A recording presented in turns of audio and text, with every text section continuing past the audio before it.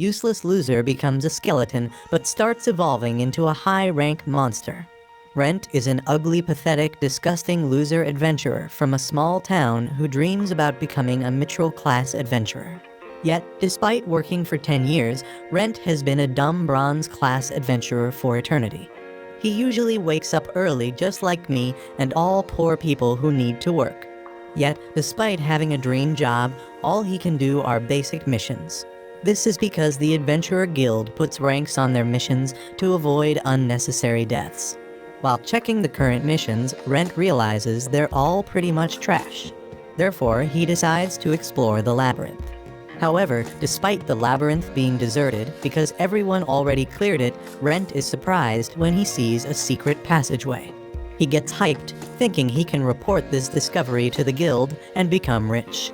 However, this pathetic excuse of a human decides to explore it, hoping to find treasures. He manages to enter a room where he sees a huge dragon. He thinks this is the greatest type of monster, and according to the legends, they have several forms, and this one follows the Rock's workout program.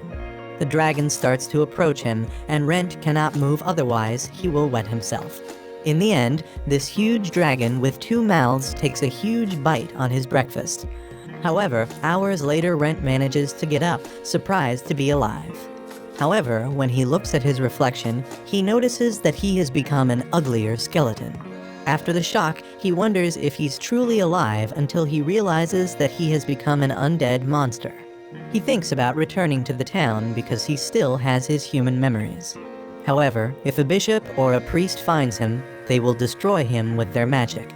He realizes the dragon is missing and decides to get out of the room to avoid a potential double kill. As he walks, Rent explains that nobody knows where the labyrinths come from or how they work. They only know there are many around the world with treasures inside. Rent thinks about waiting for a new adventurer to come to this labyrinth and ask for help. However, he's just a pile of bones who cannot talk. Suddenly, another skeleton appears and confronts Rent. Rent wants to defeat it with his sword, but recognizes that it's hard to move his body without any muscles. He raises his sword to strike this skeleton, but he ends up falling behind. Yet, the other skeleton also suffers from calcium deficit as it trips after losing its leg bone. Rent realizes that it's going to be hard to deal with a monster without sword techniques or muscles. He then suddenly finds out that he can still use spirit energy to buff up his physical attributes despite not being human. With this buff, he manages to destroy the skull and sees the bone pile glow with some pixie powder. He finds out that he just recovered the spirit energy he used and remembers his talk with his friend Lorraine. She is a researcher who told him that monsters could evolve into other species. At that time, she mentioned that skeletons could sometimes evolve into ghouls, calling it existential evolution. After this memory, Rent thinks that if he can evolve into a ghoul, he can get some flesh back. He then could use some clothes to cover himself and return to the town without any problems. Therefore, Rent decides to start defeating monsters in this labyrinth for a chance to evolve. He quickly manages to defeat 5 skeletons and manages to get some of his mobility back. Every time he defeats an enemy, he gets healed, and that allows him to use his spirit energy in every battle. While looking for more monsters, he finds a slime. Despite being a weak monster, there are only 2 ways to defeat it: to pierce its core or beat it up until it cannot regenerate. Rent manages to dodge the slime's attack and counters. However, he didn't expect to hit the core on his first try. He decides to keep the magic stone and collects the slime fluid to sell it later on, as it's used in cosmetics. Over time, Rent notices that as an undead, he doesn't need to sleep or eat, which helps him to focus on fighting to achieve his evolution. However, that seems to be taking a long time. Still, he managed to get his physical abilities back and could use mana and divine power again despite being undead. Yet he feels down because he spent 10 years as a weak adventurer and now is dead. He's one of the rare adventurers who can use spirit energy, mana, and divine power, but since he's trash, they're all basic. He wished he could be strong and achieve his goal of becoming mithril class, which is the highest adventurer class. Yet, he decides that being a skeleton won't stop him from reaching his dream. He starts taking out more monsters and realizes he's getting stronger than when he was a human. After defeating another slime, Rent notices the power seems quite different. Suddenly, his body starts to change, creating muscles, hair, skin, and even eyes. He realizes he managed to evolve into a ghoul, and he can now make sounds with his mouth. He feels happy that he finally has some flesh hugging his bones despite it being pretty dry. However, this makes him realize that if he keeps working hard, he might be able to become a high-rank undead like a vampire. He first decides to speak some words, but all it comes out is a roar. With some training, he manages to say hello and good morning. However, he still needs to practice to sound less like a zombie. Rent is fighting off some goblins inside the dungeon. He knows that goblins can be dangerous in groups, so he uses the dungeon's layout to spread them out and force them into a 1v1. He easily defeats them and takes a look at himself. He evolved into a ghoul, and they meant he could now strengthen his sword as well as himself. The goblins decide to attack again, but he swings his sword and defeats them easily. He hears the clang of swords in the distance, and he's not too happy about that. In another part of the dungeon, a girl is fighting off skeleton monsters, but she looks exhausted. She strikes at the skeleton 3 times before she finally defeats it. She proceeds deeper into the dungeon, and Rent watches her. It has been long since he saw another human in the dungeon. He wants to go and meet her, but he reminds himself he can't go out like that because he's a ghoul and she'll either kill him or run away at the sight of him. He decides to watch her from a distance as she collects the drop items from the skeleton. He doesn't recognize her, so he thinks she must be a rookie since he knows most of the adventurers in the city. The knowledge Rent has about the other adventurers' abilities usually comes in handy. As the girl goes deeper into the dungeon, Rent follows her slowly. She goes down a corridor, and a skeleton monster forms behind her. She engages it in combat, and Rent observes her technique. He notices that she has good form, but she's weak, so she has to land multiple blows on the monster and dodge a lot of its attacks to defeat it. Her one flaw is she didn't observe her surroundings, and the skeleton monster backs her against the wall.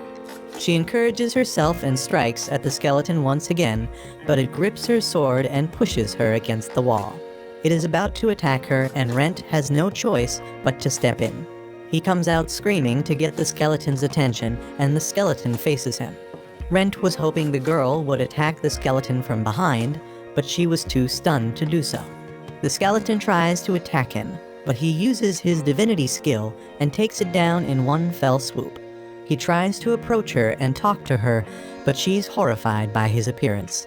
He tries to introduce himself, but his voice just makes her even more horrified.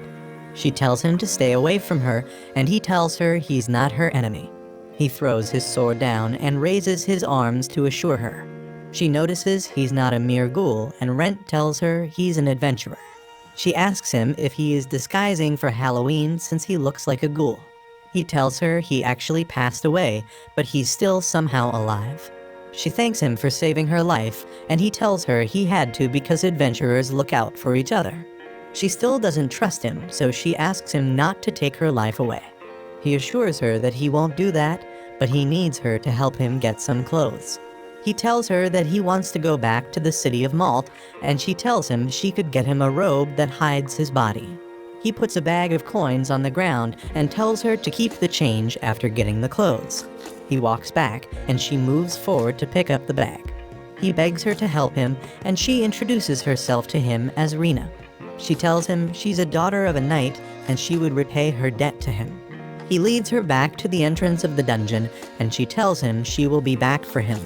Rent notices her cautiousness around him, and he thinks she's acting just like a proper adventurer. Typically, a proper adventurer would report the sight of a ghoul to the guild for immediate action, but he doesn't think she'll betray him.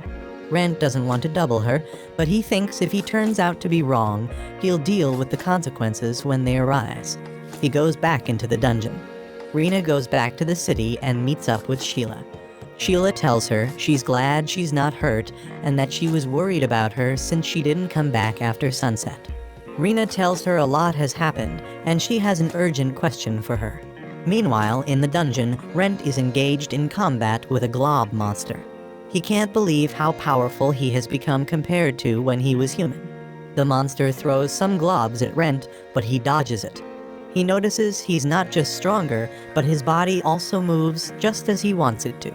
He strikes at the moving core of the monster and destroys it easily. The monster melts to the ground. Rent thinks his combat intuition is also better because he was able to predict the movement of the monster's core. This is something that can't be gotten from training or studying, and Rent is surprised he only got that power after he became a ghoul. Suddenly, he hears Rena's voice calling his name. He goes out to meet her, and he's surprised she actually came back for him. She's standing with a sack on the floor in front of her. As he approaches him, she pulls out her sword and takes a few steps back, asking him if he's Rent or a random ghoul. He tells her he's Rent, and that ghouls don't show up in the early levels of the dungeon. She eases up, and she tells Rent he has gotten better at talking. He tells her he practiced while she was away, and she commends him for that. She shows him the sack containing his robe and walks towards it to put down his change. He walks towards the sack, and she backs up. Rent looks at her, and she apologizes, telling him she's still a bit scared. She tells him she needs more time to get used to him, and he tells her it's fine for her to feel like that. He tells her he wants to have a look at the clothes, and he opens up the sack. He picks up the robe and takes a look at it. It was a plain color robe that wouldn't draw a second glance from anyone, and it would cover his whole body, making him look like a mage. Rent liked the robe, and he tells Rena it's perfect. She tells him she also bought other things she thought he might need. She tells him she just got to Malt, so she had to ask someone to show her the best shops. Rent brings out a pair of gloves and shoes from the sack and some bandages. She tells him she bought those to hide his arms and legs from sight. Rent thinks Rena is very kind, and her gesture almost brings him to tears, but he's not capable of shedding tears. His demeanor worries Rena, but he tells her he's fine. He tries the clothes on, and he immediately gets a glow-up. It's much easier for Rent to move in the clothes than he thought it would be. Though the hood makes him lose some visibility, he has enough to fight off monsters. She asks him how the clothes feel, and he tells her they're perfect. She tells him he looks imposing, like a very powerful mage. She holds up a mirror for him to look at his face, and he tells her he stands out too much. He tries to pull down the hoodie, but it's not big enough. Rena brings out a mask from the sack and asks Rent if he would like to try it. He asks her what that is, and she tells him she thought it would be a bad idea for him to go into town looking like that, so she got the mask. He picks it up and observes it. She tells him she thought he was a special type monster when she first saw him. He tells her she may be right. As he holds the mask to his face, it attaches itself magically. Rena tells him he looks great, but he tries to get the mask off, and it doesn't come off. He tells her he can't get it off, and she apologizes. She tells him she got it at a market stall, and it looked suspicious. He asks her if the stall wasn't part of the shops the guild took her to, and she tells him the guild didn't take her to the stall, and the mask is the only thing she bought from there. She tells him it was shockingly cheap, and she checked for curses when she touched it, but nothing happened. Rent figures out that the curse only activates when someone puts the mask on. He tells her he wants to try something, and he activates his divinity skill. Rena is shocked to see he can use divinity, and he tells her he can only use it for a bit. He's convinced he can break a basic curse with the skill, and he holds up his hand in front of the mask. He runs out of energy, and they're both bummed out. Rena apologizes once again for bringing him a cursed item, but he tells her it's fine since he has to hide his face anyway. He tells her the mask responded to divinity, and he just has to hire a cleric to break the curse. Rent walks up to her, trying to reassure her by patting her shoulder, but he thinks he may be too intrusive and back up. She grabs his hand and tells him he's a good person, and she's not scared of him anymore. He holds her hand and tells her she doesn't have to force herself to like him till she gets used to him eventually. She tells him it won't take long for that to happen. She tells him they can now head back to the city, and they leave the dungeon. They enter a carriage, and Rena tells him she registered as a guild in the capital city, but there were many popular adventurers there. Because she was a rookie, she didn't get any jobs, so someone recommended she go to Malt. He tells her he's surprised she came all the way to the countryside, and she tells him she wanted to see the outside world. She also tells him she wants to get stronger and become a proper adventurer in no time. Rent tells her he understands her point, but an adventurer should be cautious because everyone only has one life. They finally arrive at the city, but Rent is reluctant to follow Rena. She asks him what's wrong, and he tells her a lot of people in the city know him. He tells her they'll know something is wrong if he shows them his ID at the gate. She asks him if they can go through another gate, and he tells her there's one that's not frequently used. She tells him they better head for that gate, but he thanks her, saying he only made it thus far because of her. She tells him not to act like that was goodbye, because she will keep helping him even after he crosses the gate. He tells her, though he needs someone to help him, if she helps him get inside, she would be considered a criminal because he's a monster. He tells her she may lose her adventurer's license, and he doesn't want to cause her any trouble. She tells him she'll risk her life for him because without him she won't be alive. They go over to the other gate, and they ask them to present their IDs. One of the guards looks at it, and they let Rena pass. As Rent is about to pass, they question his weird appearance. They ask him if he's ever been to Malt, but he doesn't reply. They ask him to take off the mask so they see his face, but Rena tells them the mask is cursed and he can't take it off. They ask her if that's why he talks weirdly too, and she says he was fatally injured while fighting a monster. He shows them part of his ears, and they're surprised by how scarred it is. Rena tells Time he bought the mask to hide his scars, but the mask turned out to be cursed. Rent tells them to try to pull the mask off themselves, and one of the guards tries, but he can't get it off. Rena tells them they want to donate some money to a church and get a cleric to help them remove the mask. The guards allow Rent to pass, and Rent thanks Rena. Rena is distracted by a carriage, and Rent uses that opportunity to disappear. Rena begins looking for him, but he hides on the roof. Rent doesn't want to ruin her guild life, so he decides to stay away from her. Later at night, Rent goes to a house in search of a human cooperator.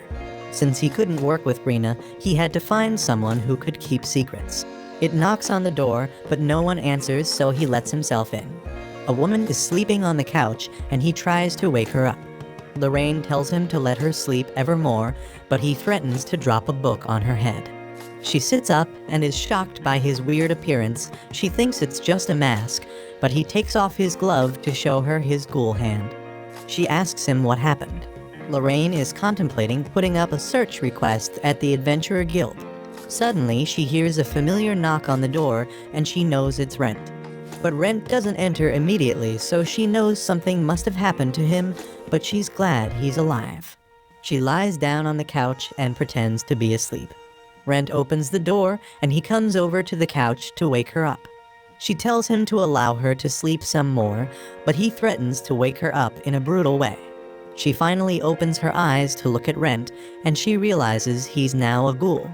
Rent tells her the story of what happened to him, but Lorraine doesn't believe him. She has been researching monsters and magic, and she had never come across a scenario where someone was turned into an undead after being eaten by a dragon. She asks him if the dragon is still in the labyrinth, and he tells her the dragon is probably already gone. Lorraine has no choice but to believe his story because of how he now looks. Rent is surprised by how calm Lorraine is after seeing his body up close, but he feels like she'll treat him as a research subject rather than a friend. Lorraine paces for a while thinking, and suddenly, she asks Rent if he still remembers his identity now that he's undead.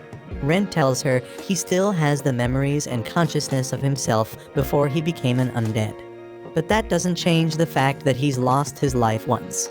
He tells her he's not very sure he's still the same person, and she tells him that's exactly how the Rent she knows would reply. Though it's still hard to confirm he's the same person, she tells him they'll worry about that later. She asks him what he plans to do with his life, and he tells her he wants to continue living as an adventurer. He aims to achieve the highest rank in the guild, but he knows he can't go to the guild looking like an undead. Lorraine figures out that he needs her to take up quests for him, and he'll have to crash at her place for a while. She asks him if that's okay with him, and he tells her he's fine with that. But she asks for his help with her research. She doesn't want to miss the opportunity to examine a subject that underwent an existential evolution. Rent tells her he's fine with it as long as she doesn't dissect him. She tells him she's not Frankenstein, but she'll need a little bit of skin once in a while.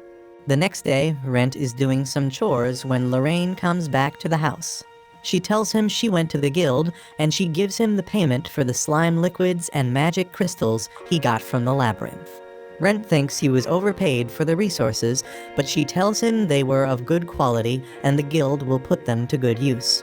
He takes the payment and tells her he will be going to see an infamous blacksmith. Later in the day, Rent walks through the market district, happy his wallet is so full.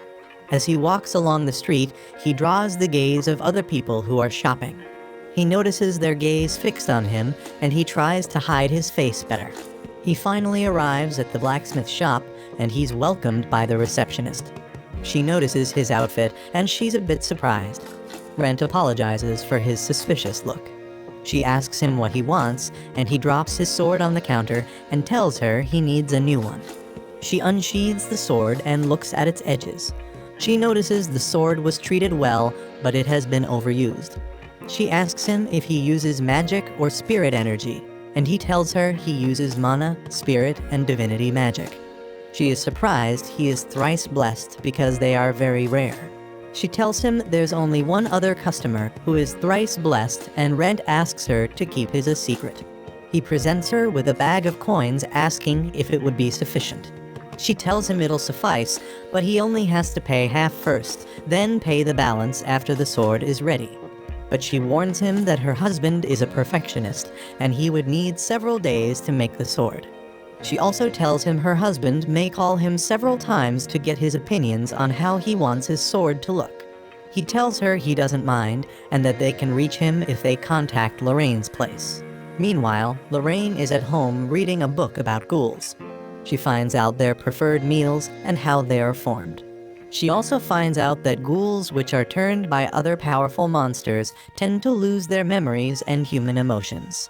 She closes the book as she now knows that Rent's case is very special. She's still not sure he is the same person he was before he was turned, but he still feels like the same Rent she has always known. She remembered when she was younger, and she took a quest at the guild. A man stopped her and found out her quest would be taking her to a forest far away from the city. He offers up young Rent to be her pack-bearer for free so he can gain some experience since he was still a rookie. They arrive at the forest and Lorraine is in search of a particular herb, but she can't find it.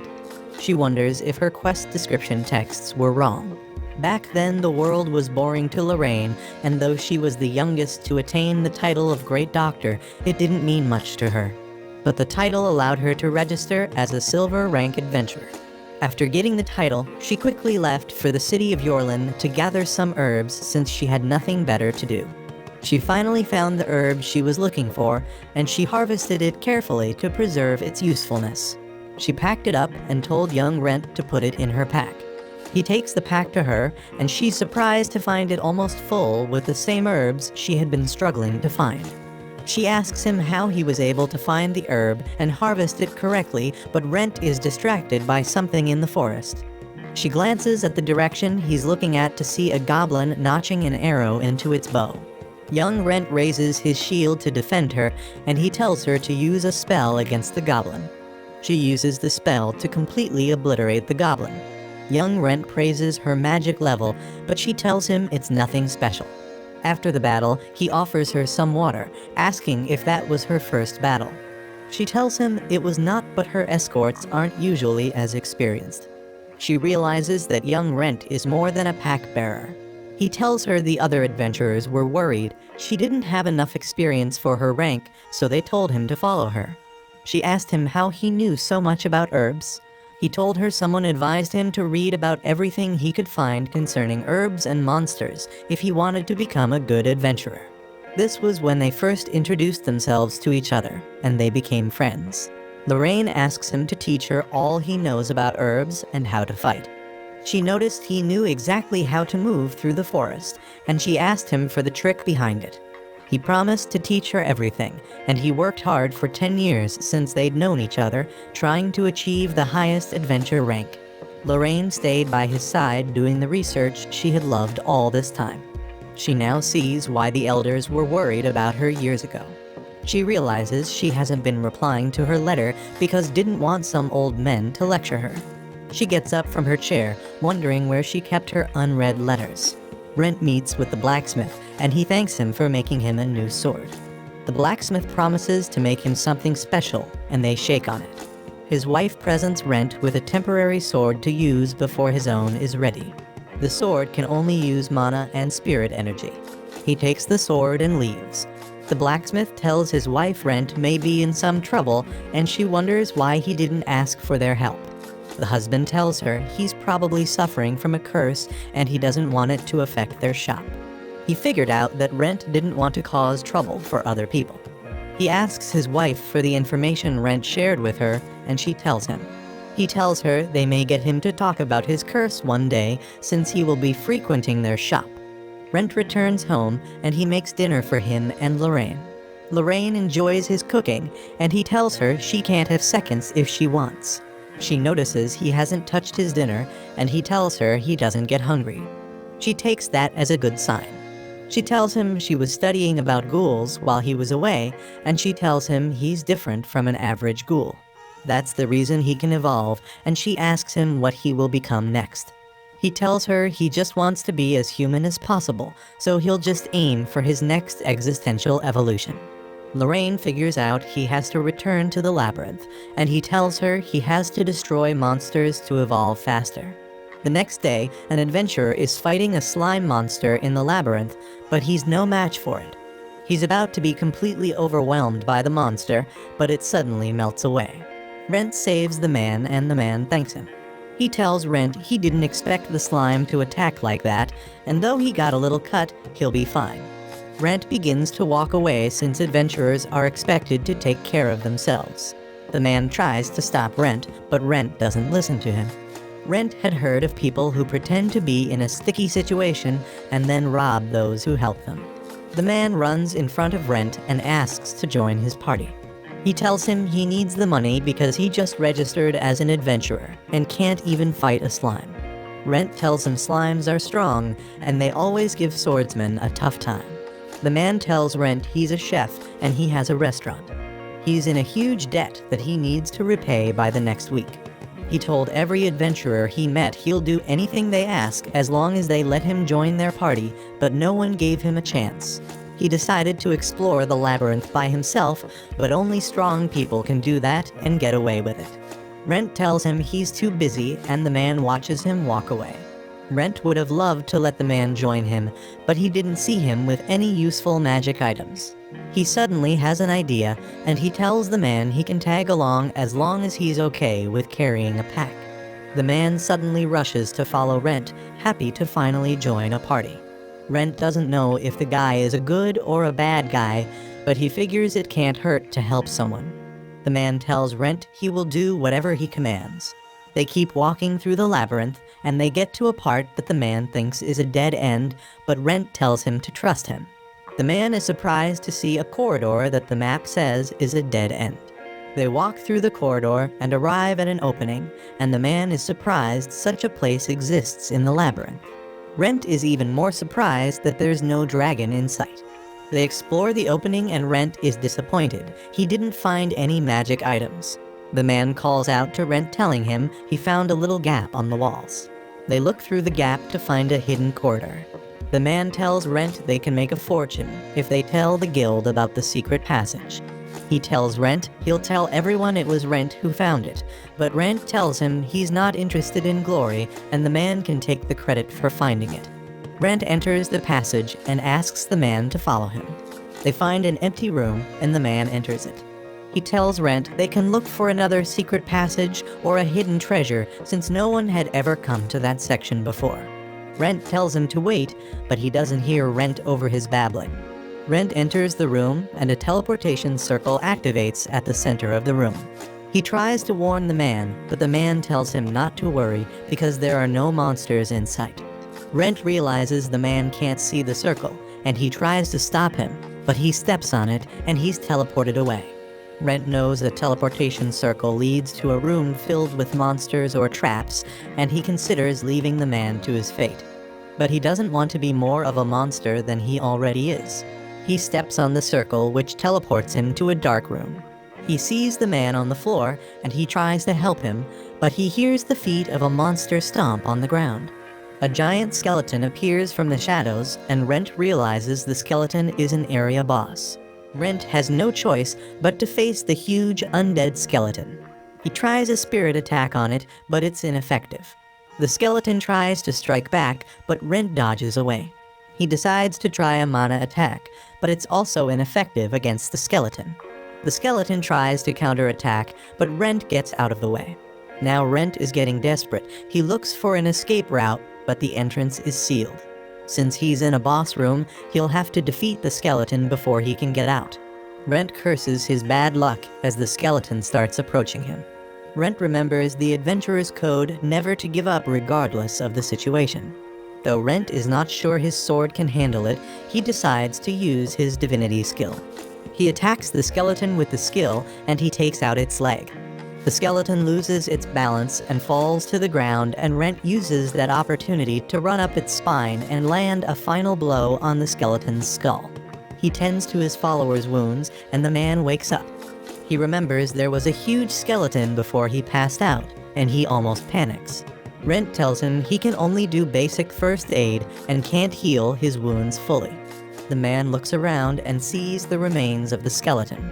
He asks Rent if he defeated the skeleton alone, and Rent shows him the huge magical crystal the skeleton dropped. The man figured out that the monster was very tough for it to drop such a huge crystal. He commends Rent for being skillful enough to defeat the monster solo. Rent tells him it was just luck, and he tells the man he'll hand him the crystal if he wants. His follower can't believe his ears, but Rent tells him it'll come at a price. His follower asks Rent what he wants in return because he feels he can't be of much use to Rent after seeing how strong an adventurer he is. Rent shows the man he's now a ghoul after being attacked by the dragon in the past. He tells the man he can't enter the shops in the guild because of that, so he'll need him to do that in his stead. The man agrees to it, but he feels the deal is too good to be true because he's getting so much out of it for so little. Rent decided to add one more thing to the deal. He asks the man to give him free meals at his restaurant anytime he wants. The man is brought to tears by this request, and he tells Rent he can eat as much as he wants anytime he wants. He promises to work hard to make sure he doesn't go bankrupt. He thanks Rent for the opportunity, and Rent hands him the crystal, telling him it's time to go home. The man asks Rent how they'll get out of the labyrinth, and Rent points him in a direction. The man tells Rent he can't see anything, and Rent is surprised the man can't see the room. Rent tells his follower that they can return to their former location if they go towards that direction, and he believes Rent. He moves towards it, and he's teleported back. Rent looks back to see another room leading to another room, and he decides to come back later to explore it. They return to the city, and Rent's disciple takes him to his restaurant named the Red Dragon Pavilion. The places looked better than Rent envisioned. Suddenly, the man's wife rushes out and hugs him, glad to see him alive and well. She notices his wounds, and she tells him he needs to go see a doctor ASAP. He tells Isabel, his wife, that Rent healed him after he was hurt. Isabel didn't notice Rent before, and she apologizes for being oblivious. Her husband tells her Rent saved his life, and he shows her the crystal Rent gave him. Isabel tells him he can't take the crystal, wondering if he hasn't learned his lesson from his past. She tells him they won't be able to foot their bill if they get scammed again. He reassures her that Rent is too kind a person to pull a scam on them. He recounts how he told Rent about their debt, and he offered to help. He tells her Rent isn't doing it for free, and he'll be offering his services to Rent in compensation. She asks him if he'll be doing anything dangerous, and he tells her it'll just be simple errands. He tells her he promised Rent free meals at their restaurant, and she wonders if all that's enough to make the deal even. He tells her it was enough to make the deal, and he apologizes for worrying her. The man figures out that Rent is yet to know his name, and he introduces himself as Loris. They both thank him for helping them, and Rent bids them goodbye. He turns and starts walking away, but Loris doesn't want him to go without telling him his name. Rent turns back and asks him to promise not to tell anyone. Loris promises to keep it a secret and to only call him boss. Rent tells Loris his name and Loris tells him they'll always give him a warm welcome at their restaurant. Rent is on his way home, and he thinks it was unfortunate that Loris wasn't a liar and a crook. His vision starts turning red as he thinks it would have been better for him that way. He was hoping to try out something sinister on some bad guys. He arrives at their cottage and his vision gets even more static. He wonders what he's thinking as he falls to his knees and calls Lorraine's name in a sinister voice. He walks into the house with his vision completely covered in red. Lorraine asks him if he encountered the dragon at the labyrinth, and he tells her he didn't. She asks him where he kept the letters from the capital so she can reply to whoever wrote to her. Rent answers her, but she notices he sounds different. She asks him if anything happened to him, and he tells her he's in a good mood. Lorraine is about to ask if something good happened to him, but he just hugs her out of the blue. She wonders if he's drunk, but then she remembers an undead cannot get drunk. Lorraine is enjoying the moment when suddenly Rent bares his teeth and sinks them into her neck. She pushes him off her, wondering if the real Rent is still somewhere inside his body. Rent is surprised by how delicious her juice is, but she calls his name and he regains himself. She uses her magic to knock him down and put him to sleep. She tells him she doesn't mind him eating her as long as he does it when he's sober. Rent wakes up later at night with a splitting headache. He remembers being in the labyrinth with Loris. Lorraine asks him if he feels controlled by any creature or some unnatural impulse. He tells her he's not being controlled and Lorraine is relieved. He apologizes to Lorraine, but Lorraine sums it up as an unfortunate accident. Rent tries to tell her it's more than that, but she stops him from talking. She asks him how much he remembers before he blacked out, and he tells her he remembers attacking her. He tells her he remembers meeting a man at the labyrinth, and then he talked about an appetizing meal. That was when he lost control, and once he saw Lorraine, he thought she was too delicious to pass up. She tells him it's right for a ghoul to crave a human. She asks him if he remained unhurt after she hit him with her magic, and he tells her he's all right. She tells him to get some rest, and she tells him she'll also get some rest. She's walking to her room, but he tells her he wants to see where he hurt her. She draws back her cloth to reveal the bite mark. She tells him she's out healing potions, but she'll make one the following day. Rent heals the wound, and she's surprised to see he can use his divinity skill to that extent. He tells her he can heal minor injuries, and she tells him the healing sensation is very pleasant. Rent finishes healing her, and she takes off the bandage. Rent can still see some bite marks, and he decides to heal her even more. Lorraine notices he's looking different. He takes off his clothes to look at himself, and she tells him he can tell people the scars on his body are from old battles. He looks at his face in the mirror, and he's surprised to see his mask has also changed. The lower half of his face is showing, and Rent tells Lorraine that part should remain hidden. The mask responds by hiding the power part of his face and showing just the upper part of his face. Lorraine wonders if the mask is reacting to his will, and Rent changes the mask to show his lower face. Lorraine asks him if he can remove the mask now that it follows his will. Rent tries removing it, but it remains stuck. Lorraine also tries pulling it off his face, but it doesn't budge. She's confused by this, but since he still looks like an undead, she figures it's best the mask stays on. The mask changes back to cover his lower face, and Rent tells her he would leave it like that for the time being. Lorraine also notices that Rent's voice is much clearer now, and he wonders if he went through an existential evolution. He's confused about why his evolution was delayed, because the last time he evolved was right after he defeated a monster. Lorraine wonders if his evolution was caused by the consumption of her flesh and blood. She tells him the idea isn't so far-fetched, because he now looks more like a thrall than a ghoul. Thralls are monsters who are servants of vampires. They're ranked lower than vampires, and Lorraine tells Rent he looks very similar to one. Rent wonders why he would evolve into a thrall, and Lorraine tells him the concept of existential evolution is still a mystery to scholars. She tells him she has a hypothesis and tells him not to fall asleep while she explains it to him. She follows his evolution from a skeleton to a ghoul and asks him if it wasn't a weird change. Rent is lost, and she explains that existential evolution involves a monster turning into a higher rank of itself. She wonders if the ghoul is the only higher-ranking version of a skeleton. Rent tells her there are skeleton knights and skeleton soldiers, which are higher versions of the skeleton. Lorraine tells him that there have been stories of skeletons changing to ghouls, but nobody knows if it was by chance or for a certain reason.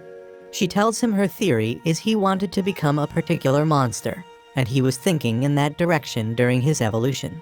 Rent realized that he wanted to become something more human, like during his latest transformation. He wonders why he turned into a ghoul instead of a vampire, which looks closer to a human. Lorraine tells him it could be similar to the guild system rank, and he has to meet certain criteria to evolve. Lorraine explains that when they carried out experiments on lesser animals, it was determined that their evolution was determined by their environment. She tells him it may not have been the environment of the creatures, but the creatures themselves that caused their evolution. She tells him that may be the ability he has. He understands that if he tries hard enough, he can become a vampire and eventually become a human again. She tells him she's not sure he can become a human again. She tells him he may need to do more than slay monsters to achieve his next existential evolution. He understands that he would need to meet many more conditions to become a vampire. He tells Lorraine there is a lot they don't know about his evolution, and she tells him their discussion was just a hypothesis because they're not even sure of all they said. She tells him the best bet is to take things step by step, and she offers to help him through his journey. He thanks her for offering her help. She tells him it's time for him to become a lab rat, and she tells him to take off his clothes. She tells him all she'll do to him to find out all she needs to know about him. Rent is horrified by the thought of it all, but she tells him they'll start the experiment the following day. Rent is surprised by this, and Lorraine tells him it's common sense to know he's already tired. The next day, Lorraine is still sleeping, but Rent is already outside swinging his sword to find out how his body feels. He's convinced he feels fine, but he looks at his sword to see its edge jagged. He can't go into the labyrinth with such a sword, and he knows Clope would be upset when he takes it to him. He takes it to Clope, and Clope tells him the sword is irreparable. Rent apologizes for infusing the sword with divinity. Clope now understands why the sword was so battered.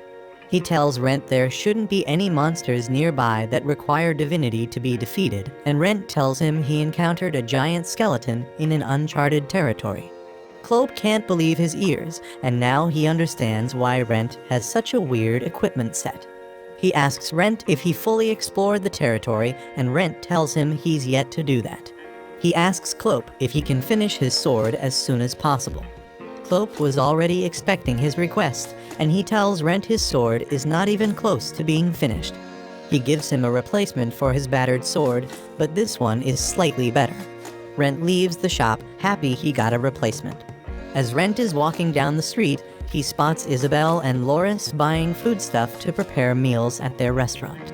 Loris announces to everyone that the Red Dragon Pavilion would be reopening that day. Rent is happy to hear this, and he walks away silently. Lorraine explains to Rent how alchemy can make things which are naturally harmless to humans fatal, not just to them but to larger animals as well. Rent is intrigued by the principle of alchemy, and though he previously agreed to go along with Lorraine's experiment, he begins to reconsider for fear of his life. Lorraine mixes up a poison that Rent tries out. He begins to make guttural sounds, and Lorraine asks if she should cast the antidote spell. He tells her the poison didn't harm him, but its taste was awful. She tells him he's probably the only one who's lived to complain of the taste of the poison. Lorraine can now conclude that Rent is immune to poison, but somehow he can still make use of herbs and potions. She envies his body, but she's getting sleepy. She asks Rent if he would need to get some sleep now that he's a thrall. He tells her he's fine with very little sleep, and Lorraine envies his body even more. She asks him how his appetite is, and he tells her that he still faintly craves human meat and juice. She hands him a vial, and he asks if it's another kind of poison. She tells him to open it and find out. Rent opens it and sniffs its contents, and he's surprised to smell human juice. Lorraine tells him it's her juice, which she kept put into the vial and preserved with magic. Though she knows Rent is opposed to consuming human juice, she tells him he has to consume it regularly so he doesn't go berserk. Rent pours a drop on his finger and he locks it off. He's surprised by how sweet it tastes, and Lorraine asks him if he's satisfied with just one drop. He tells her that drop was enough to quench his thirst, and he'll savor the rest bit by bit. Rent tells Lorraine he wants to head out, and he advises her to get some sleep. She asks him if he's going back to the labyrinth, and he tells her he'll go there, but he will stop by the guild first. Lorraine wonders what he's going to be doing at the guild, and he tells her he's going there to take a request. She tells him if he's going there to take a request, he has to show his adventurer certificate, which contains his name. She tells him his look will cause chaos in the guild. Rent tells her, though he looks a lot different than he used to, nobody would pay him much attention since he's just a bronze rank adventurer. She tells him his rank is irrelevant because the guild thinks too highly of him because of what he has done for them. She's sure they will surely notice a change in his appearance. Rent tries to downplay it as minor errands, but she tells him he's thinking too low of himself. She tells him there have been rumors that the guild wants to recruit him as a staffer. Renter tells her the rumors didn't reach his ears. He wonders why they want to pick him instead of an accomplished adventurer. She tells him they probably didn't tell him because he wasn't planning to retire just yet. Rent asks her how she knows so much about that, and she tells him she has several acquaintances in the guild. Rent tells her he would be thankful for such an offer from the guild, but he has no interest in retiring and becoming a staffer. Lorraine knew that was going to be his answer, and she wondered what their next step should be. For Rent to rank up, he needs to pass the rank promotional exam, but to do that he needs to attain some achievements before he can take the exam. The achievement requires him to take requests in his name, but if the guild finds out about his current state, that would be the end of his adventure life. Lorraine gets an idea, and she tells Rent to change his identity, and Rent is shocked by her idea. The next day, Rent walks into the guild wearing his full costume and looking quite mysterious. He draws the glances of some adventurers as he enters. He looks around and he feels nostalgic, remembering the last time he entered the guild.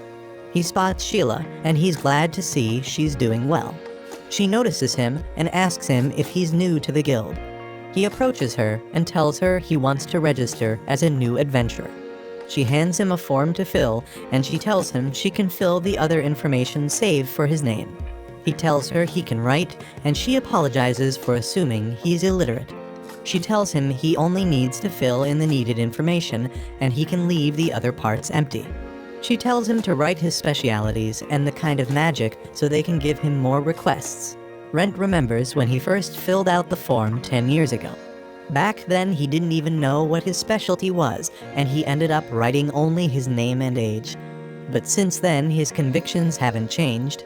He recalls the previous night when Lorraine suggested he register under a different name, and he told her double registration is against the rules. She told him that there's no way for the guild to confirm that he's the same person, and even if they found out, it won't be a big deal. She told him if he told them his name, they would want to find out why he looked so different. She told him if he goes as a wanderer that wants to become an adventurer, they won't ask about his suspicious outlook. Rent agreed with her, and she told him it was too bad he couldn't transfer his previous achievements. She told him he would have to start as an iron rank adventurer. Rent told her he didn't mind because his goal remained the same. His goal is to one day become a mithril rank adventurer. He submits the form to Sheila, who looks at his name, and she's surprised he's named Rent Vivi. He asks her why she's surprised, and she tells him an adventurer named recently went missing. He asks her if she's talking about Rent Faina, and she tells him that's who she's talking about. She asks him how he knows about Rent, and he tells her he heard it from Lorraine. She asks him if he's related to Lorraine, and he tells her they are related and he's lodging with her. She tells him she heard a strange person was visiting Lorraine regularly, and she secretly hoped it was Rent. She tells Rent he filled out the form properly. She tells him to wait for her while she handles the registration procedure. Rent is glad he told her he was related to Lorraine. He didn't want the rumors to ruin her reputation. Rent is positive he can start afresh since his name is very common, and it's not strange to see adventurers with a weird getup. Sheila comes back and hands him his ID card, telling him he's now an Iron Rank adventurer. She tells him to take care of himself, and he takes his ID card and walks away. He goes to the labyrinth, and he hears a screech somewhere in the labyrinth. He wonders if it's a goblin. Then he hears the voices of some adventurers engaged in a battle close by. The voice sounds like a young person, and Rent moves to the direction it's coming from. He finds the two adventurers battling a goblin. The male adventurer is a swordsman, and the female is a healer. Judging by their looks, he figures out that they are novices. Rent can see they work well together, so he decides to leave them be and walk away. Rent used to help greenhorns around the labyrinth, but he can't anymore because his current appearance would scare them. Rent decides to go back to the hidden room before someone else finds it. Rent knows information about undiscovered parts of the labyrinth is valuable, so he wants to explore the hidden area and report it to the guild. This would be an achievement, especially for someone with such a low rank. He walks to the teleportation circle on the other side of the room, and he's teleported to another room. He walks into the room and looks around to see children's toys on the floor. He tries to pick up a teddy bear, but it scatters in his hands. He walks further into the room and goes through some curtains. He sees a skeleton lying on the bed, but it doesn't look like an undead. He's surprised to find out someone is living inside the labyrinth. He tries to pick up the flower beside the skeleton when someone suddenly speaks up behind him. The lady asks him what he's doing, and he doesn't like his chances with her. He tells her he was searching the room for something valuable since he's an adventurer. She tells him he was searching for something to steal, and she asks him if he's willing to lose his life for it. She tells him there are some things she can't forgive, and one of those is having her place disturbed. She attacks Rent, and he tries to use his divinity to block it, but the attack is too powerful and pushed back into the wall. His clothes disintegrate, and he's hurt by her attack, but he manages to get back on his feet. The lady is surprised by how his body looks, and he tells her didn't end up like that of his own volition. Though she wanted to attack again, she now understands how Rent managed to enter the room, and she relaxes. She apologizes to him for misunderstanding him and burning his clothes. She gives him her coat to compensate, and she tells him to keep the place a secret because it's special. She tells him no other person can enter the room unless he's with them, and she gives him an acacia map so he doesn't return empty-handed. Rent opens the map, but it's empty. She tells him the map magically records anywhere where its owner has traveled through. She tells him their trade is complete, and she will be sending him back to the entrance. She tells him she would wish him good health, but it won't be of any use to him in his current condition. Rent's vision becomes fuzzy, and he wakes up at the entrance of the labyrinth. He returns to Lorraine and explains everything to her. She asks him if he's under some kind of curse because of the things that happened to him. He tells her it's not his fault he's running into them, and she tells him that's why she said he's cursed. She looks at the map, and she tells him it's safe to use. He asks her how to use it, and she tells him it didn't react to her magic. She tells him to try his magic, and when he does, the map becomes filled. Rent recognizes it as the labyrinth of the moon's reflection, and Lorraine is amazed. She notices a mark and asks Rent what it is, but Rent doesn't know. He points at it, and it shows names, and Rent recognizes the names as a pair of new adventurers he saw in the labyrinth. Lorraine figures out that the map is showing the names of people in the labyrinth and their positions. Lorraine can't believe how valuable the map is. She asks Rent if he can bring up the path of other labyrinths, and he tries bringing up the map of another labyrinth. The map changes, but it's not complete, and Rent remembers the lady said the map only records places he has been to.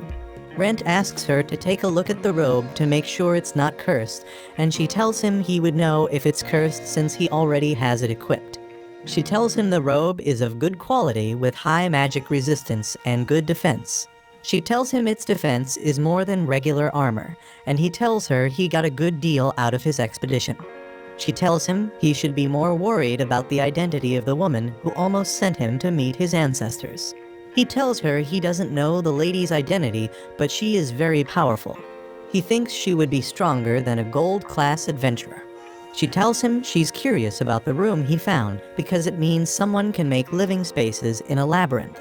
Rent tells her he would visit the labyrinth the next day, and she commends him for being brave despite him almost losing his life.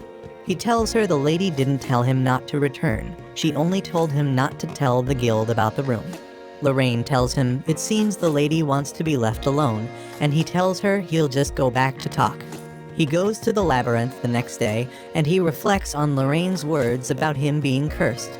He remembers the day he met the dragon and got cursed, and how he can't take off the cursed mask. He knows most people would pity him, but he sees his situation as an opportunity to get stronger and get the highest adventurer rank. He arrives at the entrance, but the entrance is gone. He looks at the map, but that area is empty, and he figures out that the lady doesn't want him coming back just yet. Back at the guild, Sheila is discussing with an adventurer who asks her if she's heard from Rent. She tells him she doesn't have any news, and the adventurer tells her to keep him posted. She can see that a lot of adventurers are worried about him because he inspired them. He also inspired her to be a good build employee, and she remembers when she first met him. Rent suddenly appears in front of her, and she apologizes for being lost in thought. He hands her a request and tells her he wants to take it up. She sees that he needs to fight off 3 strong orcs, and she tells him she can't recommend the request for an iron rank adventurer. He tells her he has defeated orcs before, and she grants him the request. She tells him not to do anything reckless, and he tells her he understands because he has just one life. He tells her he understands that fact more than anyone else. Lorraine is still contemplating how Rent would take the promotional exam with his current looks. She suggests he register at the guild under a different name, and Rent protests, telling her it's against the rules to register twice. She tells him the guild can't confirm he's the same person, and it won't be a big deal if he's eventually found out. She tells him if they find out his true identity, they will want to know how he ended up as an undead. But if he registers as a random traveler looking to become an adventurer, no one would pay attention to his suspicious look. The only downside is that he'll have to start from the lowest adventurer rank since he can't transfer his previous achievements. Rent tells her he doesn't mind that because his goal is to one day become the highest ranking adventurer. Rent returns to the guild after completing his first request, and Sheila is shocked by how quickly he completed it. He brings out his magic bag and hands over the orc meat. She commends how well the meat was cut and preserved, telling him the request giver would be pleased. Rent notices something is amiss, and he asks her what's wrong. She tells him to wait for a moment. She walks away, and some adventurers who overheard Rent saying he slayed 3 orcs wonder how he was able to do it since he's a low-rank adventurer. Rent overhears them, and he understands that he completed a request that was beyond his rank. Sheila comes back with a scroll that she hands over to Rent. She tells him she spoke with a higher up at the guild. She asks him if he would like to participate in the bronze rank ascension exam. The guild usually doesn't allow newly registered adventurers to partake in the exam, but the higher-ups were convinced of Rent's capabilities. Rent accepts the offer. Later at night, Lorraine is surprised Rent was already asked to participate in the bronze rank ascension exam, but she thinks he deserves it given his skills. She asks him what name he used to register at the guild, and he tells her he used Rent Vivi. Lorraine almost chokes on her tea and asks him why he chose to use Vivi as his last name. She tells him the guild officials are familiar with her family name, and they may get suspicious of him. He tells her he didn't want people to think that a weird man was staying over at her house, so he named himself as a relative. She understands his perspective, but she tells him she doesn't care about her public image. Everyone already thinks of her as a worthless scholar who couldn't make it to Capital. She doesn't care if people look at her weirdly anymore. Rent tells her she's helped him too much already, and he didn't want to cause her more trouble. On the topic of helping, she tells him he does so many chores in the house that she may end up being indebted to her. Rent tells her that can never be possible because he only retained his sense of humanity because of her.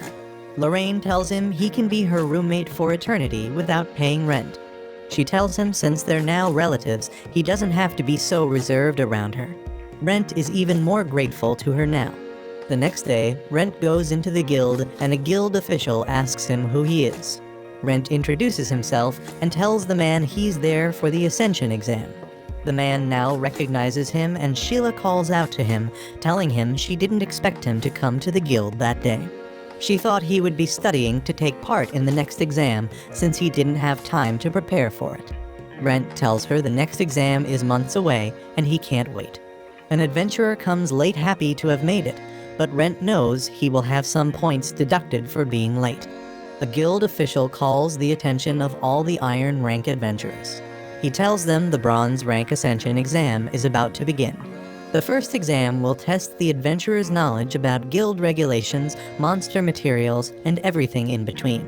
Those who pass the knowledge exam will be allowed to partake in the practical exam. The practical exam always changes with each set of adventurers. Rent remembers he was asked to pick up some herbs when he first did the exam. The official asks the adventurers to follow him and Sheila wishes Rent good luck. The adventurers sit in a room to take the written exam and Rent looks around. More adventurers are taking the exam than he expected.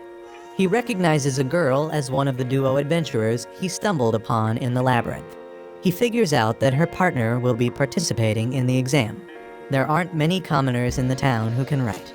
Rent was lucky to study writing and herb language back when he was still in his village. He thought that the knowledge would be vital to his dream to become an adventurer. That was why that kind of exam was a piece of cake for him, coupled with the fact that he had previously taken it. After the exam, some adventurers aren't happy with their score. Sheila congratulates Rent for getting a perfect score because not many people can achieve that. Rent tells her he's just happy he passed the exam, and he asks her what the practical exam will be. She tells him he'll form a party and perform a guild request. She pairs him with Reyes and Lola, the duo adventurers, and they form a party. Reyes tells him he's a swordsman who fights using spirit to raise his stamina, and he'll be the vanguard. Lola tells him she's a mage who can also use healing arts, so she'll be the support. Rent tells them he's also a swordsman who uses mana and spirit, and he's glad to be working with them. The guild official comes to address the adventurers, telling them they'll be performing a guild request. He tells them the location is at the labyrinth of the new moon, and he hands them a map. He tells them their objective is to reach the designated point on the map, and they have until sunset to achieve this. One adventurer asks if they'll all be going to the same location, and he tells them they'll complete the same request. He tells them the first party to complete the quest will be rewarded. They all understand it'll be a competition to be the first party to complete the request. They arrive at the labyrinth, and the other adventurers rush inside. Reyes asks Rent if he's ever been to the labyrinth, and Rent tells him he has. Reyes tells him he has also been to the labyrinth, and Lola tells him they didn't get very far.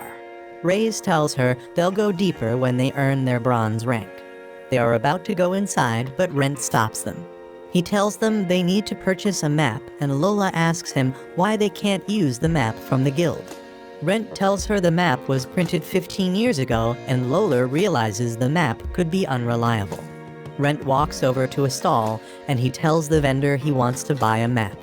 The vendor tells him the price, and they're shocked by the amount. Rent tells him he just needs the map for the first floor, and he makes a good bargain. The vendor agrees to it, and he hands Rent the map. Reyes wonders if the vendor's map would be accurate, and Rent asks him to compare it with the one from the guild. They compare them, and they can spot some differences. The new map also shows the location of the traps in the labyrinth, and they are happy they can make their way through the labyrinth without worry. The vendor advises them to follow Rent closely if they want to pass the exam. Lola wonders why the maps are so different, and Rent tells him the guild may intentionally mislead them. He tells them to never let their guard down because the exam was designed to test their mettle as adventurers. Reyes isn't too happy about this, and Rent tells him the guild can be nasty sometimes. They enter the labyrinth, and they're soon intercepted by some skeletons.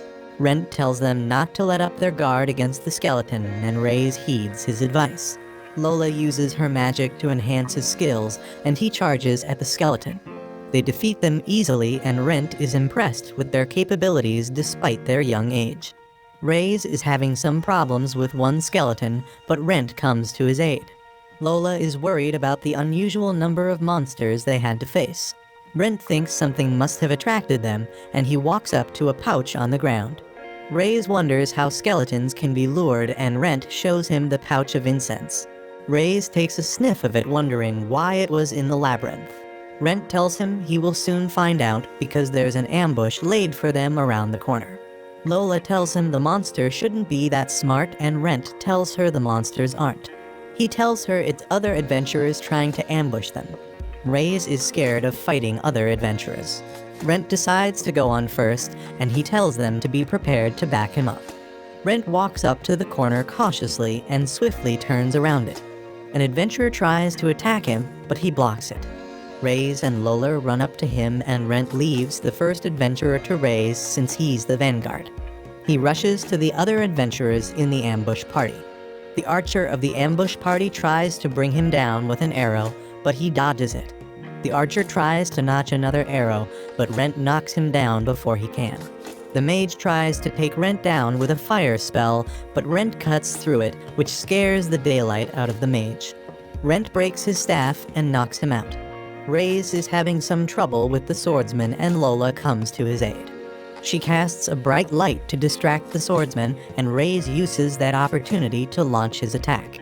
Rent can see they're doing well, so he decides to leave them to it. They take down the swordsman with some teamwork, and they capture the adventurers. Lola wonders why fellow participants would ambush them. Reyes tells her they did it because they want them to fail, since the examiner told all adventurers to do whatever they want. Rent tells them monsters aren't the only harmful thing in the labyrinth. They now understand why adventurers should never let their guard down. Reyes tells Rent he would follow his lead from then on, and Rent tells them they have to proceed carefully. After they leave, another adventurer comes out of the shadows, impressed that Rent was able to predict the ambush. He frees the ambush party, and he tells them Rent noticed they work for the guild. They wonder who he is, and the shadow adventurer tells them he reminds him of someone else. He thinks his sister's information was accurate. Sheila goes into the guildmaster's office, and he sternly tells her he heard a rumor about Rent Vivi. She asks him what he heard, and he tells her people think he may be a culprit. He tells her he doesn't have a previous record, and he came out of nowhere, which makes him very suspicious. He tells her to report back to him if she finds out anything about him. Rent and his party arrive at a door, and Lola figures out that a labyrinth boss is behind the door. Rent asks Reyes if they've ever fought a boss, and he tells him they have never because 2 iron rank adventurers won't survive it. Suddenly, a party comes up behind them, and they're surprised they didn't get there first. Rent is relieved that more adventurers have arrived. The leader of the party makes fun of Rent's party and asks Lola to join their party since she's cute, but Reyes tells them to back off. They're about to pick a fight, but Rent points his sword at the party leader. The leader tells him he was just joking, and Rent tells him he doesn't take jokes well. The leader tells Rent they weren't trying to go in before them, but Rent tells him they can go in because they want to take a break. They apologize to Rent, and they go in. They think Rent is stupid for giving up his spot and letting them go in first. Reyes thinks they'll lose because they let another party in first, but Lola notices that Rent has a plan. Reyes thinks that Rent wants them to see what a boss fight is like, and Rent tells him it's not only that. The rude party cries out in pain, and they run out carrying the injured member. Lola recognizes some of the guild staff, and Rent tells them they won't be ice-guyed, even if they lose the boss fight. Reyes motivates himself to enter the boss's room. Rent is glad that Reyes was able to strengthen his resolve, and they walk into the boss room. Reyes wonders if Rent just wanted them to see how a boss fight would go, but Rent tells him he also wants him to know that he won't lose his life if he loses. Rent tells him he can turn back from a fight he knows he can't win, but Reyes knows that if he walks away from this fight, he won't be able to ever return. If that happens, Reyes knows he won't ever become a true adventurer, and Lola is moved by his resolve. Rent can see that he has made his resolve, and they walk into the boss room. They look around the room, watching out for the boss so it doesn't take them by surprise. Suddenly, a huge transparent slime with a crystal at its core rises from the ground before them. They all get ready to battle the Grand Slime, and Reyes is confident they won't lose like the previous party of adventurers. Reyes thinks it would be a good idea to write in their report that they defeated the boss after the first party lost to it. But Rent thinks they are getting the wrong idea because the request didn't ask them to defeat the boss. It would have been easier for them if the previous party defeated the boss. But Rent sees it as an opportunity to learn about the hardships of life. Reyes rushes at the Grand Slime, and it's about to attack him by he predicts it and dodges perfectly. Rent tells him to aim for the slime's core, but as soon as Reyes sinks his sword into the slime, he can't drive it any further. The slime knocks him to the ground, but he gets up and dodges its next series of attacks. Lola is about to help him with her magic, but Rent tells her to focus on gathering her mana. Rent is confident that they would be able to take down the Grand Slime with their capabilities if they work together efficiently. Before they entered the room, Rent told Reyes that physical attacks don't work against the slime. He told him they would have to use magic attacks against it, and he asked Lola if she could cast a strong fire spell. Lola told him she could, but it would take time for her to finish casting it. Rent told her he would handle the slime's attack while she was casting it, but Reyes told him he'd like to handle that. Reyes is barely holding his own against the slime, so Lola asks Rent to give him a hand. The slime is about to overwhelm Reyes with its attacks, but Rent steps on and fends it off. He keeps slicing through the blobs the slime throws at them, and Reyes does the same as well. Lola finally gathers enough mana to cast her spell, and she informs them of this.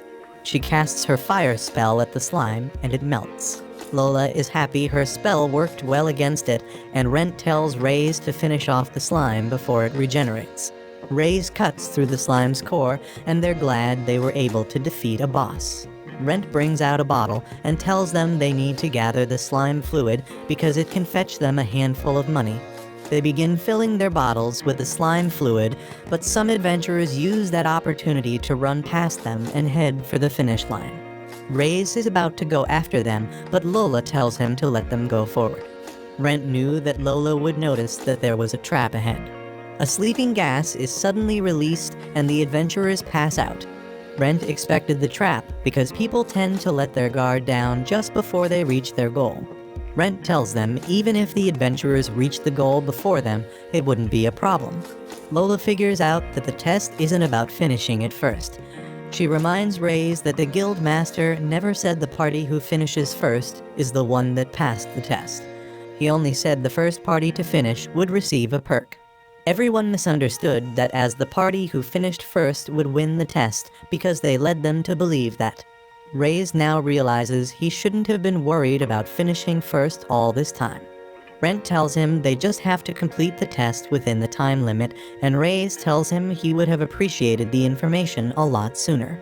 Rent tells him he has to be able to think for himself as a first-rate adventurer. They get to the final destination and open the door to the room. A guild official welcomes them, telling them they are the first ones to reach the destination. They don't trust him, and they demand he shows them proof of his identity as a guild official. He shows them his official letter, and they now believe him. He hands them bronze crests, and he tells them once they present the crests to the receptionist, they would be confirmed as bronze rank adventurers. Reyes asks him about the perks the guild master said the first party will get. The official gives them some potions as their gifts for being first, and Reyes is so happy to take them. Rent asks them to escort him through a detour on the way back. They go down a flight of stairs, and Reyes thinks they'll get to the second level when they go through the door. Rent tells him the labyrinth is a place that defies human understanding, and he's about to witness that firsthand. They go through the door and find themselves in a huge, serene lush with greenery and a sun overhead. Reyes is amazed, and he wonders how the sun is shining underground. Lola heard stories about the scenery of the labyrinth changing with each floor, but she never expected it to be this breathtaking. Rent tells them this is the kind of world that they would be facing henceforth, and they're both hyped up. Reyes wants to explore the forest a bit, but Rent tells him they have to return to the guild to complete the test, and he's bummed out by this. They make their way back to the guild, and when they get there, both Reyes and Lola are exhausted because of the traps they had to go through. They now fully understand why Rent said the guild can be very nasty sometimes. They submit the crests to Sheila at the reception desk, and she confirms the end of their bronze rank ascension exam. Reyes asks her if they're now bronze rank adventurers, but she seems skeptical. A guild official gives her a report and tells her she can confirm them as bronze rank adventurers. Reyes asks her what is happening, and Rent tells him the official was watching them the entire time during the exam, but the others didn't realize it. The official tells them an adventurer's personality becomes more apparent during the exam, and they can't promote anyone with an unfit personality. Lola asks him how they did, and Sheila tells her they did well and are now officially bronze rank adventurers. Reyes and Lola are overjoyed that they passed. They are glad they left the village against the advice of their parents to become adventurers. Rent is glad he has achieved his bronze rank once again. They leave the guild, and he thanks Reyes and Lola for their assistance. Reyes tells him they should be the ones thanking him, and he promises they won't forget the lessons he taught them. He tells Rent he feels like a proper adventurer for the first time thanks to him. Lola would have loved for them to stay together, but she can tell that Rent has a different goal. She knows that he taught them different things during the test, so they would be able to fight on their own. They tell him he'll always be their friend, and they hope they'll meet again someday. They get on their carriage and leave the city. Sheila thinks they are nice kids, and Rent tells her that though he was guiding them, they also helped him realize some things. Sheila tells Rent she would like to ask him a question, and Rent realizes that she has figured out his true identity. He asks her if the guild will punish him for what he did, but Sheila tells him she's the one who'll be asking the questions. Rent tells her he won't show himself at the guild again if they've discovered his secret. He's about to walk away, but Sheila holds him back and tells him she just wants to know what happened to his body. They decide to go somewhere private, and though Rent wanted to run away, he heard the worry in Sheila's voice, and he knew he had to answer her. They enter a private room, and Rent tells her he's in some deep trouble, but he doesn't want anyone to intervene, including the guild. She tells him she hasn't informed the guild about him, and he wonders why she's keeping it a secret. She tells him she's not sure he's the same Rent, and she wants to confirm his identity herself. She tells him she told the official who watched them during the exam a little about him, but he's her brother, so she assures him that he won't leak his secret. She asks him to tell her what happened to his body. She knows Rent won't trust her easily, so she presents him with a magic contract she had made. Whoever signs a magic contract and breaks their oath will incur a penalty enforced by magic. Sheila promises to resign from the guild and register as a slave in a country if she leaks his secret. Rent tells her she's doing way too much, and he asks her why she's going to such lengths for him. She tells him she just wants to help him because she only got so far because of him. She tells him there are many people indebted to him, though he may not realize it. Rent decides to sign the contract and explain everything to Sheila. After signing, he wonders how he'll tell her the story, but he decides to just show her to save time. He takes off his hood and tweaks his mask to reveal his eyes. Sheila gets a glimpse of his face, and she looks frightened. Rent sees that his face scares her, and he tells her it may be better she doesn't know more about what happened to him. She tells him she doesn't want to remain ignorant about his situation. She asks him how it happened, and he tells her he turned into an undead. Sheila tells him that's impossible, and he can understand her confusion. Rent tells her to have a rethink to see if she can actually help him. He tells her he has no intention of hurting anyone, but he knows she can't easily trust him in his current state. He gets up to leave the room, but Sheila stops him. She tells him she believes that he won't attack anyone, even if he's an undead, because he's still the same kind person he's always been. She tells him she will help him because he has helped a lot of people before, including her. She takes his hand, and she assures him she'll help him if it's a matter relating to the guild. They both go to Lorraine's house, and she's surprised to see Sheila with Rent. Sheila tells her she has something to discuss with her, and Sheila is surprised she's paying her a visit so late. Lorraine asks Rent if he laid his hands on Sheila, but Sheila tells her he only relayed some information to her. Lorraine invites her into the house, and she apologizes that her place is messy. Rent knows the place isn't messy because he cleaned up before leaving. Lorraine asks Sheila what she knows, and she tells her Rent told her he was turned into a monster, but he doesn't attack people. Lorraine is surprised Sheila still decided to pay her a visit after hearing that. She tells her she's like a young girl going into the house of a witch and a monster, and she shouldn't be surprised if she gets boiled to be used as dinner. Sheila tells her she's nothing but a scholar, but Lorraine tells her she's just using that title as a cover to perpetrate her evil deeds. She tells Sheila she hunts for young girls during the night to help keep her skin smooth. Sheila laughs it off, but Lorraine tells her that is the monster Rent currently is, and the smile disappears off Sheila's face. Rent knows that if Sheila says the wrong thing, Lorraine would take her out without hesitation. Sheila tells Lorraine she knows that's what Rent is, and Lorraine is satisfied with her answer. She tells Sheila she wasn't being mean to her, and they decide to have dinner together. After having dinner, Sheila praises Rent's cooking skills, and he tells her he learned it from his hometown. Sheila gives Rent the payment for all the housework he does, and he takes a drop from the bottle. Sheila realizes that Rent is a lesser vampire. Lorraine asks about the magic contract, and Rent tells her the contract entails that Sheila won't reveal his identity. Sheila tells her Rent has been catching the attention of a lot of people. She tells them there have been many cases of novice adventurers going missing all over the kingdom. Lorraine asks her how they know it wasn't done by monster, and Sheila tells her they don't find the adventurers' belongings. The guild thinks it's a mass kidnapping, and because of Rent's sudden appearance and suspicious look, they think he's the mastermind behind it.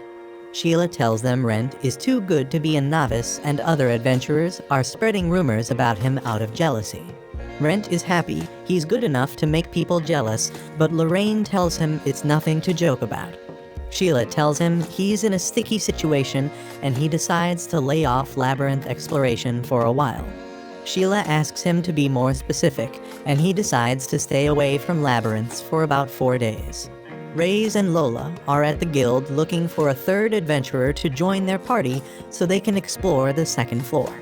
The guild master can see that the new adventurers are enthusiastic. He asks Sheila about Rent Vivi, who participated in the exams, and she tells him he has a suitable personality. He asks her for an update on Rent Faina because they wanted him to become a guild staff when he retired. A little commotion catches his attention, and he tells Sheila to take care of it. Sheila tells him the new Rent is also a wonderful adventurer. Lorraine is still in bed, but the sound of Rent leaving the house wakes her up. She thinks he's off to the labyrinth, but she remembers he can't go to the labyrinth until he's cleared of the kidnapping suspicions. She thinks he should take things easy, but she knows that it's beyond him to do that. Rent tests out his new sword, and he's impressed with Clope's work. Clope tells him he tuned it to his taste because he knows how he tends to do things. Rent realizes Clope knows his real identity. Clope tells him to try out the sword's abilities. Rent decides to test his mana ability, and he easily splits a log of wood. Clope can see that he has gotten a lot better at handling a sword, and his mana is much stronger. Rent decides to try controlling the sword's strength with his spirit ability. He splits a log of wood by just piercing through it. He decides to test out his divinity ability, and he cuts through the wood logs easily. Rent is impressed with the sword because it doesn't budge even when he infuses it with divinity. Clope notices that new sprouts are growing from the wood pieces Rent cut. Rent figures out that it's the power of divinity. Clope wonders how he can use the power of divinity because a person needs to be blessed by a god to use it. Rent tells him he repaired a small shrine a long time ago on a whim. Clope is surprised Rent is religious, but Rent tells him he didn't even know the god, but he thinks it's a low-ranking god. Clope decides to keep a piece of wood because he thinks it'll contain divinity if he nurtures it. Rent tells Clope he wants to keep practicing with his sword, and Clope is surprised because he has tested his 3 abilities. Rent tells him he wants to try using the 3 abilities at once, and Clope provides him with a huge log of wood. Clope asks him if he knows about Mana Spirit fusion art. Rent tells him he has heard rumors about it. Clope explains that the technique entails the activation of the mana and spirit abilities to increase power exponentially. Rent realizes it's a technique only masters can use. Clope tells him that if a person fails to perform it properly, their body will explode. Clope thinks that Rent is deterred, but Rent decides to try it out, because he knows he'll survive even if his body explodes. Clope gives Rent his sword so he doesn't have to use his new sword in case the technique is too powerful for it. He tells Rent his sword can't use divinity. Rent takes his sword and he gets ready to try out the technique. He infuses the sword with mana and he assembles spirit on his other hand. Rent tries to fuse both techniques, but he's having a hard time putting them together. He decides to quickly strike the wood down before he loses control. Clope could see that he had a hard time controlling it, and he wondered if Rent would still add divinity to the fusion because he thinks it'll be too dangerous. Rent tells him he'll do it anyway. He does the spirit mana fusion, and he triggers his divinity as well. Rent realizes he has the power to perform the fusion. He decides to do it so he can achieve his dreams of becoming the highest ranking adventurer. He uses all his might to infuse his sword with the 3 techniques, and Clope wonders if he's okay because things weren't looking good from his point of view. Rent keeps trying to infuse the sword with the technique, but Clope notices the sword is about to break, and he warns Rent. Rent decides to strike out with the sword, but after the strike, the sword crumbles into dust. The log of wood turns into a ball, and Clope is surprised. Rent apologizes for destroying his sword, and Clope tells him the divinity technique is too powerful to be used on just any weapon because it can undo the weapon's forging. He tells Rent he forged his sword to handle a good amount of divinity, but it won't be able to withstand the new technique he's trying to learn. He tells him not to use anything more than the magic fusion art. Rent remembers the wizard who cursed him, and he wonders what he'll do when he meets an opponent that cannot be defeated with the technique. Clope suggests that he makes more swords for Rent, but Rent tells him he doesn't have the money to pay for that. Clope tells Rent he's aware. Rent walks down an alley, realizing he'll need good equipment to achieve the highest rank. He decides to start saving for them, but he hears a quarrel somewhere in the alley. A boy asks an adventurer for a request, but the adventurer tells him he can't take a request outside the guild because it'll come back to bite him. The boy begs the adventurer, but the adventurer is getting pissed at the man for begging so much. Rent steps in, and the adventurer wonders who he is. Rent tells the adventurer he'll take care of the boy's request. They're surprised, but Rent offers the adventurer a bride, and he leaves. The boy is scared to be left alone with Rent. Rent tells him he's an adventurer, and he wants to hear his request. The boy is surprised, but he tells Rent to exterminate the Master of the Lake. Rent is surprised by the title given to a monster. They head out on a carriage, and Rent doesn't like the request or the reward. The boy introduced himself to Rent as Runtus, and he told Rent he came from a village called Todd's. Rent knows about the village and its unique festival. Runtus told Rent they had a tradition to offer beautiful maidens capable of using mana to the Master of the Lake so that it would keep the village safe, according to legend. He told Rent they still performed the festival once a year to honor the legend, but during the festival, the Master of the Lake ate the maiden. Both Lorraine and Rent were surprised by this. Ryu told them that the Master of the Lake began demanding sacrifices more frequently, and the village maidens were used as its victims. Runtus begs Rent to help him because his little sister is the next victim. Rent realizes that Runtus's request isn't to defeat the Master of the Lake, but to save his sister. He thinks that he may not have to fight, but he still feels like something is amiss.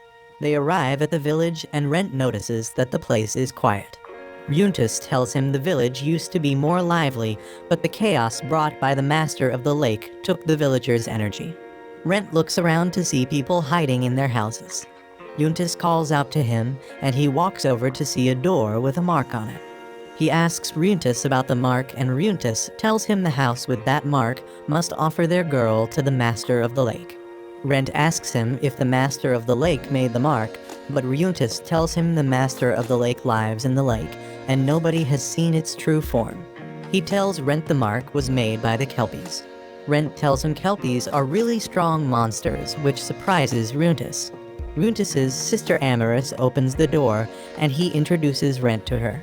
He tells her Rent will save her, but she drags him into the house and locks the door. She scolds him for being deceived by a suspicious person from the city. Runtus tries to explain to her that Rent is a nice person, but she doesn't believe him. She tells him Rent looks very suspicious. Rent could hear their conversation because he's now a monster, and he thinks Amaris is very mean. Amaris opens the door and thanks him for listening to her brother. She tells him the festival is a tradition the village has engaged in for ages, and she can't be selfish now that it's her turn. She tells Rent to forget everything Runtus told him and return home. Rent tells her only Runtus has the right to cancel his request. Runtus is happy about this, but Amaris tries to goad him into canceling the request. He tells her he would never cancel it. Amaris tells Rent he can stay in their house if he wants to stay in the village, but warns him not to interfere with the festival. She tells him she wants to fulfill her role as a sacrifice. Later, Runtus apologizes for his sister's hard-headedness. Rent knows the festival is the next day, and he tells Runtus she won't listen if they tell her to run away. Rent wonders what Runtus wants to do, and Runtus begs him to do everything he can to save his sister. The next day, Rent is on his way back from the lake when he comes up on some traveling merchants. One of the merchants gives some kids freebies in exchange for getting their parents to buy something from them, because business hasn't been good. The children agree, and they take the freebies, but as they turn to leave, they look up to see Rent. Rent wants to ask them for a favor, but they run away because they're scared of him. The merchant notices he hasn't seen Rent in the village before. He asks him if he's there for the festival, and Rent tells him that's what he's in the village for. The merchant tells Rent he can't at a bad time because the master of the lake has been angered. He tells Rent that's why the villagers aren't too keen about buying things. Runtus informs him that lunch is ready, and Rent tells him he'll join them soon. He apologizes to the merchant for hindering his business, and the merchant tells him it's better he avoids the festival and leaves the village. He wonders if the merchants visit the village often, and Runtus tells him they do. Later that day, Amaris is about to be offered as a sacrifice, and the woman grooming her tells her they thought of taking her and running away. Runtus convinced them the festival should have been stopped a long time ago, but Amaris knows this will anger the master. The woman knows that Runtus was thinking about the future of the village. This brings Amaris to tears. After everyone leaves, Rent comes to talk to her, but she tells him not to enter her tent because she's not allowed to make contact with others unnecessarily. Rent decides to talk to her from outside. He tells her he'll do something about it, and he tells her he wants her to fight back. She tells him she can't fight back because humans can't fight against monsters. Rent tells her he will fight the master alongside Runtus, and he tells her not to do anything to make him sad because he's her only family. He then leaves, and she silently thanks him. The villagers begin the rituals for the festival. The elder recites the festival rites, and they offer Amaris and an orb as sacrifices to the master. He apologizes to Amaris, and she tells him she understands it's for the benefit of the village. She walks down the pier where she joins Runtus and Rent. They all get in a boat and row out into the lake. A mist suddenly covers the lake, and Rent thinks it's a bit too convenient. Runtus thinks they should head back because visibility is so low, but the orb starts glowing. Rent tells them the master is appearing, and a giant kraken suddenly appears. Amaris offers the orb to the kraken, and she pleads with it to have mercy on the village. Rent stops her because it's pointless. He knocks the orb out of her hands into the water, and he tells them to hold on tight to the boat. Rent steps out of the boat onto the lake, and they're surprised he can walk on it. Rent draws his sword, ready to unveil the identity of the monster. Fireballs shoot out of the kraken, but Rent knows krakens can only be found in the sea, and they don't shoot fireballs. He rushes at it, but he passes through the kraken, and he lands on the other side, where a huge boat is docked. Rent realizes that the mages on the boat put up the illusions and shot the fireballs. The merchant tells Rent he was better off leaving the village, and Rent tells him he didn't expect the master of the lake to look so ugly. The other merchants try to attack him, but he blocks their attacks and deals with them. Ryuntis and Amaris row through the mist calling out to Rent, and he answers them. They're surprised to see the merchant boat. The next day, Amaris tells the village chief what happened. Amaris wonders how Rent knew, and he tells her master of an area, don't just go on a rampage unprovoked. The elder wonders what happened to the other girls, and the merchant tells him they were planning to sell them in another kingdom for a high price. The elder is glad they are alive. The merchant tells them the location of the maidens, and the elder orders the villagers to get them. Ryuntis tells Rent he considers his request fulfilled by Amaris doesn't look happy about this. Rent is about to leave, and they try to convince him to stay for the festival, but he tells them someone is waiting for him back home. They bid him farewell, and he accepts their thanks. Rent gets on his carriage, and he's disappointed because the merchants weren't behind the missing adventurers since they only kidnap girls. He returns home and tells Lorraine the story, and she's glad the girls are safe. Rent is thankful for her gift that lets him walk on water. Lorraine is sad she didn't get to meet the master of the lake. Lorraine tells him Amaris will always remember him, but Rent thinks she'll forget because that's the life of an adventurer. Rent walks into the guild and looks through the requests on the board. The rewards aren't appealing, but Rent knows adventurers aren't in the profession for money. Adventurers complete requests to help people whose requests typically won't be accepted through the guild.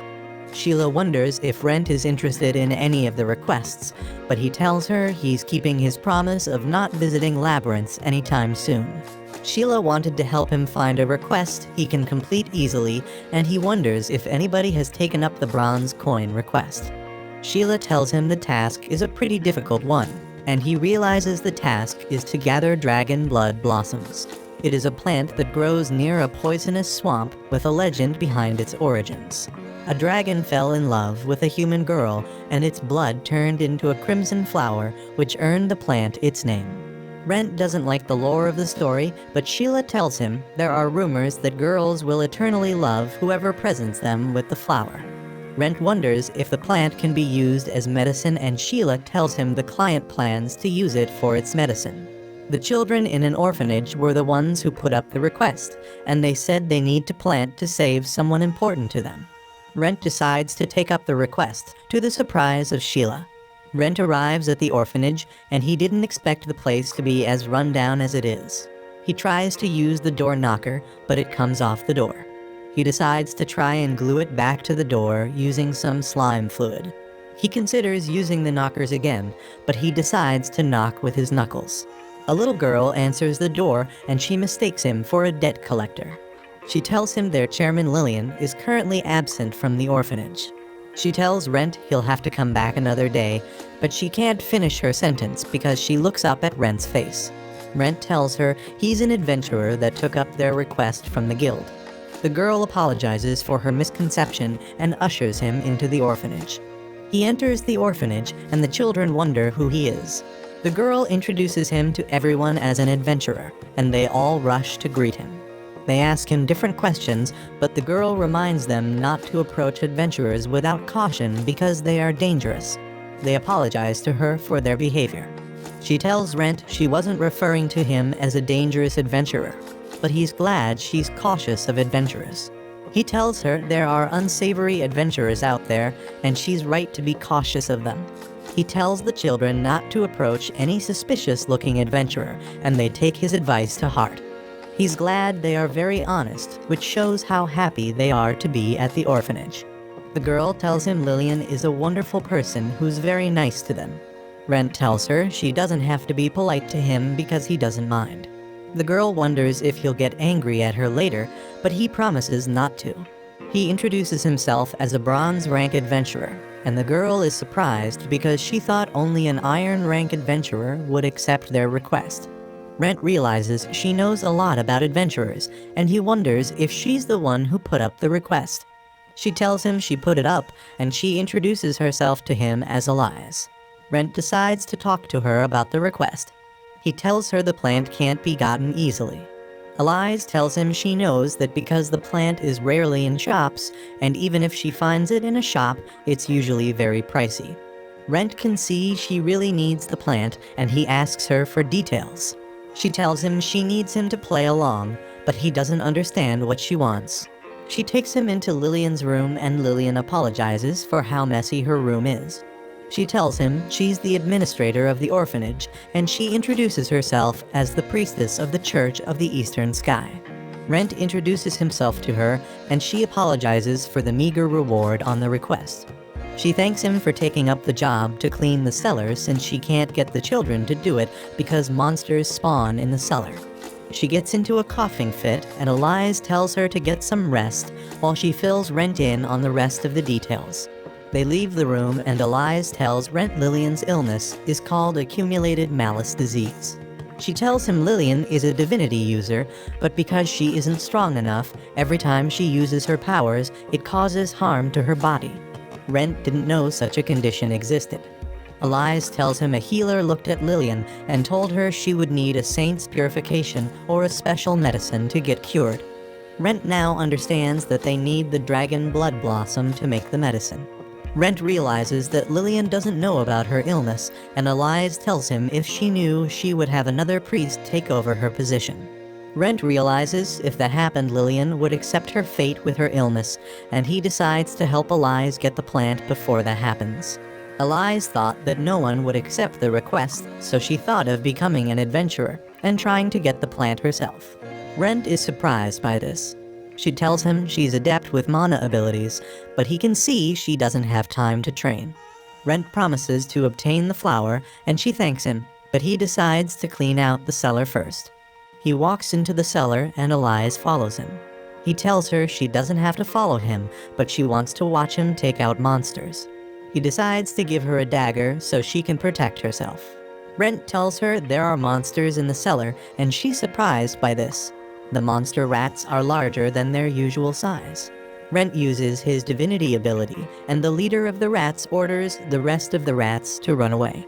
He rushes at Rent, but Rent swats him away. He rushes once again, but this time he bites Rent's arm. Rent peels him off his arm and throws him on the ground. The rat suddenly comes under a spell, and its color changes. Rent realizes the rat is now under his control, and he orders it around, which surprised Elise. Rent takes the rat back with him, and Lorraine is surprised to see a rat sitting on his shoulder. He tells her the rat is now his ally, and Lorraine realizes Rent has the ability to create manipulative servants just like a vampire. Lorraine previously didn't think about giving his blood to living creatures to test this theory. Rent decides to keep the rat, and Lorraine decides to take specimens from the rat as payment for its rent. She decides to test it and do some observation. She wonders what the rat would eat, but it immediately puts its mouth on her finger, and she realizes it craves her human juice just like Rent. Rent decides to name the rat Black, but Lorraine decides to name it Edel, and the rat agrees with her. Lorraine wonders if Rent can communicate with it, but he tells her he can only feel its emotions. At night, Rent is restless because he can't sleep. He thought of wandering a labyrinth non-stop, but he knew an adventurer who doesn't rest would draw the suspicions of the guild. Lorraine comes into the room and offers him some food since he'll leave early the next day. Rent is surprised by Lorraine cooking, but she scolds him for thinking so little of her. She warns him that swamp is dangerous, and Rent is surprised she knows where he'll be going. She asks him if he'll go there alone, and he tells her he has to because the poison won't affect him. She reminds him that he'll need a party to defeat a dragon subspecies living in the swamp. He tells her he's not planning to fight it, and he shows her holy water he bought from a stall. Lorraine remembers there are rumors that holy water stops the monster from approaching someone, but she tells him it's not a guarantee. Rent tells her he would figure something out if it doesn't work. Rent decides to dig into the meal, and he's surprised by how good it tastes in his mouth. It has been a while since he was able to savor the taste of food, and Lorraine tells him she put a drop of her human juice in the food. She promises to make more for him when he gets back. Rent takes a carriage out to the swamp, and the driver informs him of their arrival. Rent comes down from the carriage, and the driver tells him he'll come back to pick him up later in the day. Rent walks into the swamp, and he wonders if Edel can handle the poison.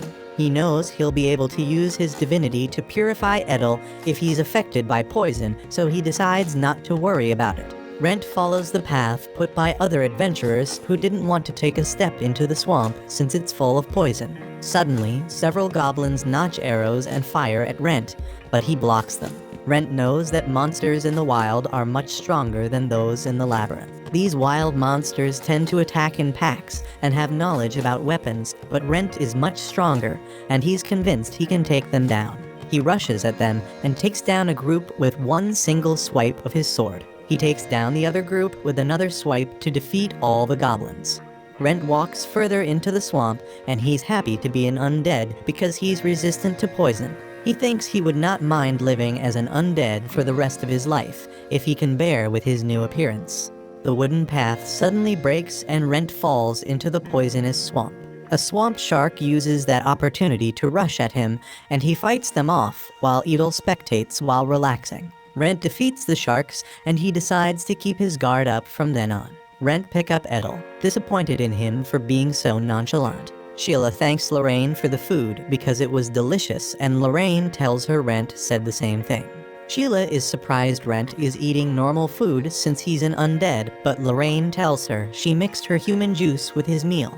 Lorraine was surprised the guild caught up to what happened at Todd's village. Sheila tells her the villagers were grateful to the adventurer who helped them, but they refused to divulge his name to the guild. Lorraine realizes she came to ask Rent directly if he was the one who helped the village. Lorraine tells her he won't reveal the truth because being involved in a kidnapping situation would make him more suspicious. Sheila is surprised by how much Lorraine knows about Rent, and she tells her she's known Rent for a long time. Sheila wonders why Rent wants to become the highest-ranking adventurer, but even Lorraine doesn't know his reason. Lorraine tells Sheila she has never asked him about it because adventurers don't like people prying into their past. She didn't want to force an answer out of him. Sheila asks Lorraine if she isn't worried about the monsters he'll face in the swamp. She tells Sheila she's not worried because the guild gives out requests according to the adventurer's capabilities. Sheila tells her she only assigned the request to Rent because she knew he would be able to complete it. Lorraine tells her she believes in her judgment, and she's convinced Rent would be able to find a way out if he got into trouble. Rent is being pursued by the dragons of the swamp, and he regrets buying cheap holy water. He gets to a dead end, and he decides to take the monster head-on. He jumps off a tree to attack the monster, but it shoots out poison. Rent cuts through the poison, and he strikes at the monster with his mana-infused sword. Though poison doesn't work on him, Rent isn't convinced he can defeat the monster with just his mana. He decides to use the mana-spirit fusion technique, but it doesn't work on the monster. Edel rushes at the monster, and he uses divinity, and Rent is shocked that Edel can use his divinity powers. The monster eats up Edel, and Rent is about to save him, but the monster starts choking, and he spits out Edel. Rent catches Edel, and he's glad Edel gave him an idea of how to defeat the monster. He infuses his sword with divinity and rushes at the monster. The monster spits more poison globs at him, but he dodges them all. He strikes the monster with his sword, and he defeats it easily. He realizes that the monster's weakness is divinity. Since he can't dress the monster because it's so huge, he decides to store it in his magic pouch. Rent was sure he'll have to fight the monster because he has such bad luck, but he's grateful Edel showed him how to defeat the monster. He decides to come back eventually to get rare materials from the swamp. He arrives at a huge cluster of the dragon blood blossom plants, and he can see their power purifies the air around them. He decides to take more than he initially came for, but a man approaches him behind. The man is surprised to see someone else in the swamp. A strange man approaches Rent, making him cautious. Rent wonders what a human is doing alone in the swamp, and the man tells him he has a magic tool that nullifies the poison from the swamp. The man also shows Rent some holy water to repel the monster, and an accurate map to navigate the swamp. He tells Rent he's there for the dragon blood blossom, and he asks for his permission to gather them. Rent lets him by, and the man proceeds to gather the plant. The man gathers some plants, and Rent wonders if it'll be enough. The man tells Rent his mistress wants him to gather the plants so she can turn them into medicine since they don't last long in their plant state. Rent wonders if his mistress is sick, and he tells Rent his mistress is a bit sick. Rent wishes her a speedy recovery, and the man is thankful to be acquainted with Rent. They had always been looking for someone who could procure the plants for them in place of the man. The man wonders if Rent is an adventurer, and Rent introduces himself as a bronze rank adventurer. The man is sure Rent would be suitable for the request because of his rank. He tells Rent that if he accepts the terms of his request, he would be quite grateful. The man tells Rent he will draft the request once he returns, and he introduces himself as Isaac Hart. He tells Rent his mistress's identity would be made to him through the official request he'll submit at the guild. Rent returns to his carriage, and the driver is impressed that he came out of the swamp unscathed. The man thinks Rent must be a very skilled adventurer, and Rent confesses that he uses his mask to hide his identity because he's a mithril rank adventurer. The driver offers to give him discounts on his next trip out of the castle. Rent returns to the guild and Sheila welcomes him back. He hands over his magic bag to her and asks for her help with dissection. Sheila figures out that he defeated the monster, and she's so surprised. Rent tells her to be quiet so she doesn't attract other adventurers' attention. He tells her there's a lot of work to be done, and she leads him to the guild's dissection area. As they make their way over, Rent tells Sheila that monsters drop materials other than magic crystals when they are defeated. Rent tells her he learned how to dissect from hunters in his village, but he sometimes paid experts to help him with the ones he couldn't dissect. They arrive at the dissection area, and the caretaker of the place, named Dario, is about to close up the place. Sheila introduces Rent to him, and she tells him Rent has something rare to dissect. She tells him Rent defeated a Tarrasque, and Dario opens up the place again. The man prepares the place, and he tells Rent to release the Tarrasque from the magic bag. Rent releases it, and Dario can see the monster is a huge one. He's impressed it's still in such good condition since people usually weaken the monster with projectiles which damage its shell. Dario figures out that Rent took it out with a single strike, and Rent confesses he didn't have the opportunity for multiple attacks. Rent wonders if it'll fetch a good price, and Dario assures him it'll fetch a heavy price. Rent decides to leave Dario to do the dissection, and they leave the dissection area. Rent can see it's late, and he decides to go to the orphanage the next day. He apologizes for taking so long to complete the quest, and Sheila tells him it's all good. She's impressed with how much stronger he has gotten since he defeated a Tarrasque easily. She tells him he's good enough to be a silver rank adventurer, and she advises him not to sell himself short. Rent knows that he has gotten stronger, but he knows it's not because his skills increased. He thinks he got stronger because he's exploiting his undead body. Though Rent knows he only became stronger after he turned into a monster, he knows things will go back to being the way they once were if he goes back to being a human. He remembers when he was a human, and he could only make progress by pure effort alone. He wonders if he'll be able to achieve the highest adventurer rank if he goes back to being human. The next day, Rent returns to the orphanage, and he's about to use the door knocker, but it breaks off again. He quickly repairs it, and Elias suddenly appears behind it, wondering why he's around. He tells her he has completed the request, and she's shocked he completed it so fast. A herbalist looks at the plant, and he's so surprised by how pretty the plant is. He commends Rent for handling the plant so carefully because he hasn't seen one in such good condition. Rent tells him the adventurers who go to the swamp to harvest the plant are high-ranking adventurers, and they should know how to handle the plant. An herbalist tells him the adventurers can't afford to take their time gathering the plant in such a dangerous place, and they may also get attacked by monsters on their way back, which can ruin the plant. The healer tells Rent he will be able to heal Vivian once the herbalist makes the medicine. The herbalist is sure he would be able to make the medicine since the plant is in such a good condition. The herbalist begs to use the leftovers for other people who may need them, and Elias permits him. Rent wonders if they'll want some more, and they tell him they'll be grateful to get some more. Rent presents them with a magic bag containing more of the plant. He tells them not to bother paying him, but to use the medicine to help people. The healer tells him he can make a fortune from selling the medicine, but Rent tells him he just wants to help people. The herbalist thanks him because the lives of so many people will be saved by his kind gesture. Since they don't have anything to repay him, the healer tells Rent to come to them if he ever needs anything in the future. Meanwhile, Edel goes back to assume command of his subordinates in the cellar, and he gives them some orders. Elise signs on the request to show it has been completed, and Rent thanks her for it. She tells Rent she should be the one to thank him, and she tells him she can't thank him enough.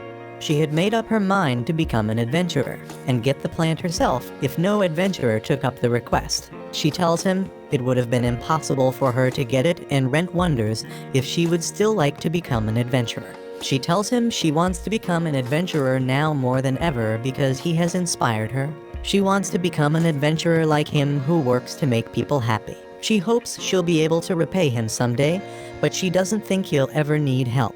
He tells her he could need help someday, and that he would be counting on her when he does. She promises to help him if he ever needs her help. Edel returns to give Rent his report, and Rent tells Elise that Edel's henchmen will protect the cellar from the little monsters that usually appear there. Elise thanks Edel for his help. She wonders if she'll also be able to tame monsters like that when she becomes an adventurer. Rent suggests she starts training early if she wants to become an adventurer. He tells her about the guild's training courses, and he offers to teach her when he has some free time. He tells her to learn magic as well since she has mana. She tells him she doesn't have any money to pay for the courses to teach her magic and sword training. Rent tells her he has an acquaintance that can teach her for free, but she tells him she can't accept his offer because he'll be spoiling her too much. Rent tells her to pay him back without any interest when she eventually becomes an adventurer. Elise agrees to the deal if she gets to pay it back with interest, and they shake on it. Rent returns to Lorraine's house, and he tells her about the deal. She tells him she can teach magic, but she's pissed because he said she always has free time, which makes her look jobless. Rent apologizes to her, and she tells him to choose his words better next time so he doesn't hurt her feelings. Rent tells her hardly meets with young ladies, so he can't understand their feelings. Lorraine tries to tell him she's a young lady, but doesn't see her as a young lady. She's so pissed, she remembers a curse she has been working on to hurt Rent. She decided to test the limit of his immortality, and Rent became scared. Rent confesses that she's a young lady in his eyes, and he showers her with so many compliments to calm her down. Lorraine wonders where he got his sweet tongue from, and she thinks he flirts with every woman he meets. Rent denies the allegations, and he tells her he was just saying things that came to his mind. This makes Lorraine blush, and she offers him seconds. She quickly runs into her room to hide her embarrassment. The next day, Rent wakes up early and heads for the guild, while Edel is still sleeping. He wonders why he's working, and his servant gets to rest. He arrives at the guild to meet Sheila on duty, and she wants to have a word with him. She takes him aside and wonders if he's acquainted with the Lattle family. Rent tells her he has never heard about them, and she's surprised because they received a request personally for him. She hands him the letter, and he realizes it's a request from Isaac, and Sheila thinks he knows the family. Rent tells her the person he knows is probably the servant of the family, and he wonders if the family is famous. Rent can't believe he doesn't know about a famous family since he knows almost everything about the city. Sheila tells him she doesn't know much about the family either. She knows they have existed for a long time and has been involved in the workings of magic. That was all she was told as a guild staff, and Rent realizes the family is very secretive. She tells Rent that every generation of guild masters has always been instructed to respect the family. She tells Rent he can't refuse a request from the family if he wants to keep living in the city, and Rent tells her he wasn't going to refuse it. She wonders if he'll be alright since he's now an undead, and Rent tells her he knows he'll be in danger if they find out. Sheila thinks everything is so complicated, but Rent tells her Isaac wasn't suspicious of his appearance when they met. He tells her they wouldn't have sent him a request personally if they had problems with him. Sheila tells him to reach out to her if anything bad happens, and Rent decides to visit the Latchel family house. Meanwhile, the healer and the herbalist pay a visit to Lillian in the orphanage. They inform her that she's inflicted with accumulated malice disease. She tells them she always had her suspicions. She decides to inform the church so they can get a new priest to take over her role. But the herbalist tells her there's no need for that. He hands her the medicine he made for the plant, and she's surprised. He gives her the dosage to make the malice building up inside her disperse slowly over time. Lillian tells them they can't afford the medicine, but Elise tells her she doesn't have to worry about the money because it has been paid for. She begs her to get better soon. Lillian wonders if the healer was the one who went to get the plant, but he tells her though he's a former adventurer, he couldn't achieve that with his skills. The herbalist tells her a bronze rank adventurer took up a request that Elise put up to get the plant. Lillian realizes it was Rent who got the plant. Rent arrives at the family home, and he asks a guard at the gate if Isaac is around. The guard tells him Isaac is in a mansion inside the compound, and he welcomes him in. Rent sees the path leading to the mansion as a maze, and the guard tells him to be careful. Rent tells him he's there to honor the family's request, and he wonders why he has to pass through the maze. He asks the guard if he needs to pay for the map, but the guard tells him there's no map because the maze garden has a magic tool that can make its pattern change. Rent is impressed by the power of such a magic tool, and the guard tells him the family has had a hobby of collecting magic tools for generations. He tells him the maze was probably created by one of such magic tools. Rent realizes he has no choice but to pass through the maze. The guard tells him there's a reward for going through the maze. He tells him he'll be rewarded with a magic tool from the family head if he's able to go through the maze. He tells Rent the entrance to the maze is only opened if the family head gives his approval, and he's sure Rent would be rewarded. Rent thanks him for the information, and he asks him for advice since he's passed the maze before. The guard tells him his only advice is not to rely on the sun. Rent thanks him and walks into the maze. He couldn't pass on an opportunity to get a magic tool. He's sure he'll get enough money to achieve the highest adventurer rank if he gets a valuable magic tool. He keeps walking through the maze and tries to open his map, which shows where he's been through. But the map doesn't show anything because it doesn't consider the garden as a maze. Rent keeps moving since he's confident in his sense of direction, but he soon realizes he's completely lost. Sheila tells Rent he can't refuse a request from the Laddle family, and he tells her he wants planning to. She wonders if he'll be fine since he's now an undead, but Rent assures her that Isaac didn't have any suspicions regarding his appearance when they met. He's convinced they wouldn't have asked him for a request if they had a problem, but Sheila tells him to call on her if something happens. He assures her he will, and he heads over to the Laddle family house. He walks through the maze leading to the main house, and he is astounded by how confusing it is. He keeps moving through it confident that he's good with directions. He remembers the guard's advice telling him not to rely on the sun, and he knows adventurers don't usually see the sky in a proper maze. He knows an adventurer should be able to map a maze in their head without the help of the sun. He knows he should have cleared the maze already if the map in his head was correct. He finally arrives at an end of the maze, but it doesn't look like the exit, but a little garden in the middle of the maze. A lady sitting in the garden asks if he wants to give up, but he tells her he's going to try a bit more. She points him in the direction to take, and she warns him that he still has a long way to go.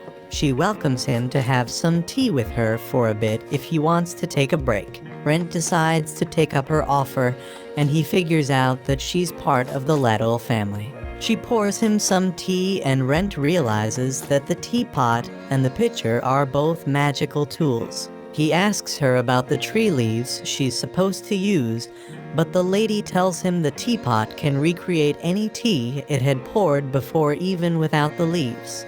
Rent wonders where she got such an amazing magical tool, and she tells him it was found in a labyrinth over 300 years ago. She tells him it's worth over 300 platinum coins, and Rent is so surprised because just one platinum coin is enough to live a lavish life. He can't believe the family has a single magic tool worth 300 platinum coins. He realizes the Laddle family is on a whole different level compared to other nobles. The lady tells him the teapot is only worth that much because it can only be found by adventurers risking their lives in labyrinths. Rent tells her some adventurers still find junk in labyrinths despite risking their lives to get it. As he's about to take a sip of tea, his mask reveals the lower part of his face, and the lady notices this. He takes a sip of the tea and he tells the lady it's delicious. She appreciates his comment, and she tells him she recreated the most delicious tea she once had sometime in the past. He tells her he's never had anything so delicious, and he proceeds to take another sip. The lady asks him if his mask is a magic tool, and he tells her it is. She is curious about where he found the mask, and he tells her an acquaintance of his bought it in malt. The lady is amazed that such an interesting thing can be found in malt, and she asks him if he can hand the mask over to her. Rent knows about her family's occupation of collecting magic tools, and he wonders if she's also into that. The lady apologizes because she thinks the mask is very important to him since he's hesitant. She offers to pay him handsomely for the mask, and Rent immediately thinks about selling it if only he could get it off his face. But he remembers he is only able to hide his face thanks to the mask, and he tells her he can't sell it to her. The lady realizes he has a deep attachment to the mask, and she apologizes for asking him. Rent finishes off his tea, and he thanks her for the treat. He gets up to leave, and she bids him farewell. She decides to give him a hint which surprises him. She tells him it's better not to see the sun, and Rent is surprised. He's hearing something about the sun again. He tells her he'll remember her hint, and he leaves the place as the lady smiles secretly. Rent keeps walking through the maze, and he looks up at the sun. Suddenly, the sun disappears, and Rent looks around wondering what happened. He throws a pebble upwards, and it teleports. He wonders if he'll be able to go back, but he realizes some teleportations are one way. Rent is frustrated that he has to deal with teleportation even when he's not in a real labyrinth. He can't believe he has to start traversing the maze from the beginning. He keeps walking through the labyrinth, and he finally arrives at the end of the maze later in the day. The garden lady welcomes him and congratulates him for figuring out the maze secret. He tells her it was thanks to her advice. The lady introduces herself as Laura, the head of the Latwell family. Isaac is also out waiting to welcome him. Rent is surprised she is the head of the family. He tells them he's an adventurer named Rent Vivi, and he came to ask about their request. He asks her if she'll also reward him for clearing the maze, and she tells him she will reward him because not many people have managed to clear the maze. She takes him inside, and she tells him he can choose any magic tool he likes from their household. He wonders if she can give him the magic tool that created the maze, but she tells him she can't give it out. He quickly tells her it was a joke as payback for making him suffer through the maze. Laura finds him interesting as Isaac leads them through a door. They go down a flight of stairs with several self-lighting lanterns, and Laura tells him that man-made magic tools are more stable in their performance. Laura tells him the magic tools are just simple constructs, but Rent thinks magic tools are full of mysteries. They enter a hallway and Laura signals the lights to come on. Rent is impressed with the quality and number of magic tools the family has. Laura tells him they went through great pain to sort out the magic tools. She wonders why labyrinths spawn all over the world, and she tells Rent no one has ever found the answer. She tells him no one also knows why magic tools exist, since they are just junk with unclear purposes. She throws a ball on the ground that keeps bouncing endlessly, and Rent wonders what use the magic tool will be. Rent asks her why she collected such a magic tool, and she tells him she wanted it because she's a collector. Rent asks her about a warship hanging on a stand, and she tells him about the warships from the West. She tells him the warship was modeled after those ships which run on stream and can carry people on board. She tells him it runs on mana, and she gives him the controller. Rent starts behaving like a 5-year-old as he controls the ship, and Laura wonders if he's having fun. He tells her he may even want the ship, and she wonders if that's his final choice. Rent realizes it's just a toy, and he would need something more useful, but Laura tells him to focus his mana on the warship.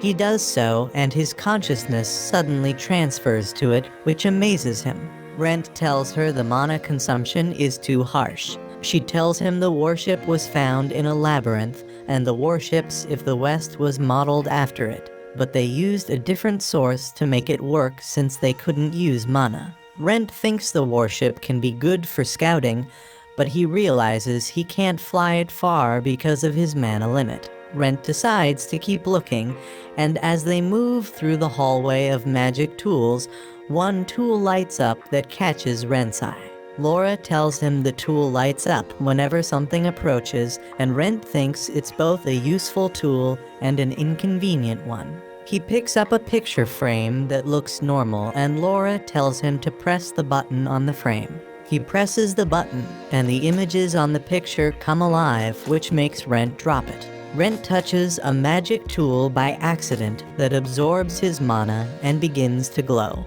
Laura tells him to be careful as the surroundings begin to tremble. She beacons on Isaac, and she asks him about the deactivation device for the magic tool, and Isaac tells her they stored it in a separate place for safety. A huge hand shoots out from among the magic tools, and several body parts join up with the hand to form a huge body armor.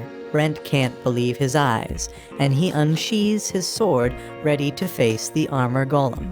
The golem forms fully, and Rent wonders why there's a golem in the magic tool hallway. The golem attacks Rent, but he dodges out of the way on time. He realizes one of the golem's punches can take him out. Isaac searches for the deactivation device, and Laura urges him to hurry up. Rent tells them they should organize their magic tool. But the golem fires a beam, which makes him wonder how long the golem is going to remain active, since it only absorbed small mana from him. Laura tells him the golem only needs the mana to activate, but it absorbs mana from the surroundings to get stronger. The golem fires another beam at Rent, but he dodges again. He has had enough with the golem, and he asks Laura if he can damage the golem. She gives him the go-ahead, but she tells him he can't win against the golem. Rent tells her he wasn't planning to win against it. The golem tries to stomp him, but he gets out of the way, which makes the golem strike out at him. Rent uses this opportunity to cut off its arm, and he lunges at the golem's head. He remembers when Lorraine told him about the magic word truth, which is written on a golem's head. She told him to just add one character to the word, and it would change to death, which would cause the golem to self-destruct. Rent looks at the golem's head, and he can't see anything written in it. The golem grabs him and slams him into the ground. Lorraine was only talking about the primitive golems, and she told him they should have an external deactivation device. Rent wondered what to do if the device wasn't accessible, and she told him to either run or defeat it. Rent asks Isaac if he still hasn't found the deactivation device, but Izaker can't find it anywhere on the shelf. Rent realizes he has no choice but to defeat the golem. He has to use his magic spirit fusion technique, though he would have preferred if he didn't show his secret technique to anyone. The monster lunges at him, but Laura stops the golem with a single word, and Rent thinks it was deactivated just in time. Isaac apologizes for putting him in danger because of their negligence, but Rent tells them it was caused by his carelessness. He hopes they won't charge him for the damages, and Laura tells him their servants will clean it up. Laura wonders if Rent would like to keep looking at the magic tool, and he tells her he would like to do that. They keep walking, and something catches Rent's eyes. He asks Laura about them, and she tells him they are materials gotten from monsters, which can be used to make medicine or weapons. Rent gets close to the materials, and he spots a vial of human juice, which makes him thirsty. Laura wonders if he's interested in it, and she tells him it's a vial of vampire body juice. She tells him consumption of the content would turn the person into a vampire, and Rent wonders if it's true, but she tells him it's just rumors. Rent wonders if no one turned into a vampire after drinking it, and Laura tells him nobody would confess to being a vampire if they get turned. She tells him with the rumors people would want it to get a chance at immortality, and Rent makes his choice on the magic tool he wants. Rent returns home and Lorraine can see that took the model warship as his reward, just like every man in their right senses would because of how cool it is. Rent starts operating it, and Lorraine tells him she had no idea the Western airships were modeled after the magic tool. She realizes he can also transfer his consciousness through it. Lorraine wonders why the Laddle family are so free with gifts, and he tells her it's because there aren't many adventurers who can journey to the Tarask swamp regularly. Isaac gave Rent an extra gift before he left as compensation for accepting the request, and he tells Rent he'll always be paid each time he completes the request task. Isaac was glad he could now devote himself fully to caring for Laura. Rent asks Lorraine if she wants to try the magic tool, but she tells him it's time to face reality and stop playing with tools. Meanwhile, Isaac crushes the dragon blossoms to make medicine, and he presents it to Laura. He wonders if she liked Rent, and she tells him Rent was a rare sort of guest, but Isaac tells her to get some rest. Lorraine wonders if the vampire body juice is authentic, and he tells her that it's authentic because he felt that something will change within him if he drank it. She reminds him that people who consumed vampire body juice met a bitter end. Lorraine notices he's hesitant, and he tells her he's scared, but he knows he needs it to evolve. He tells her his body wants, but she tells him it may be too dangerous for him despite having an undead body. Lorraine tells him to avoid drinking it if he can, because she won't mind him remaining as an undead as long as he can spend his life as an adventurer. But Lorraine realizes he'll do anything possible to become a mithril rank adventurer. Lorraine tells Rent to refrain from taking in the vampire juice if he can do without it, because she doesn't mind if he remains an undead. But she realizes he'll do anything to achieve the highest adventurer rank. She knew he would not hesitate to do whatever he must to achieve his dreams, and he tells her he has been dreaming about becoming the highest ranked adventurer since he was a kid. Lorraine suddenly recalls Sheila asking her about something previously, and Rent wonders what Sheila asked her. She tells Rent not to worry about it because it's not important, but he tells her she's just making him more curious.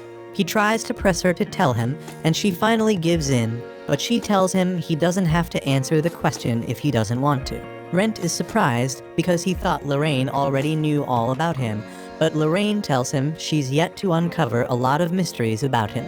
She turns to him and in all seriousness asks him what he wants to become a mithril rank adventurer, which surprises him. Rent wonders if he hasn't told her in the past, and she tells him she somewhat knows the answer to the question since they've been together for a long time. She decides to forget about the question, and she tells him to drink the vampire juice already, so he can evolve because she doesn't care anymore. Rent tells her she's being mean, but she reminds him of when he told her that adventurers don't ask about the past of other adventurers.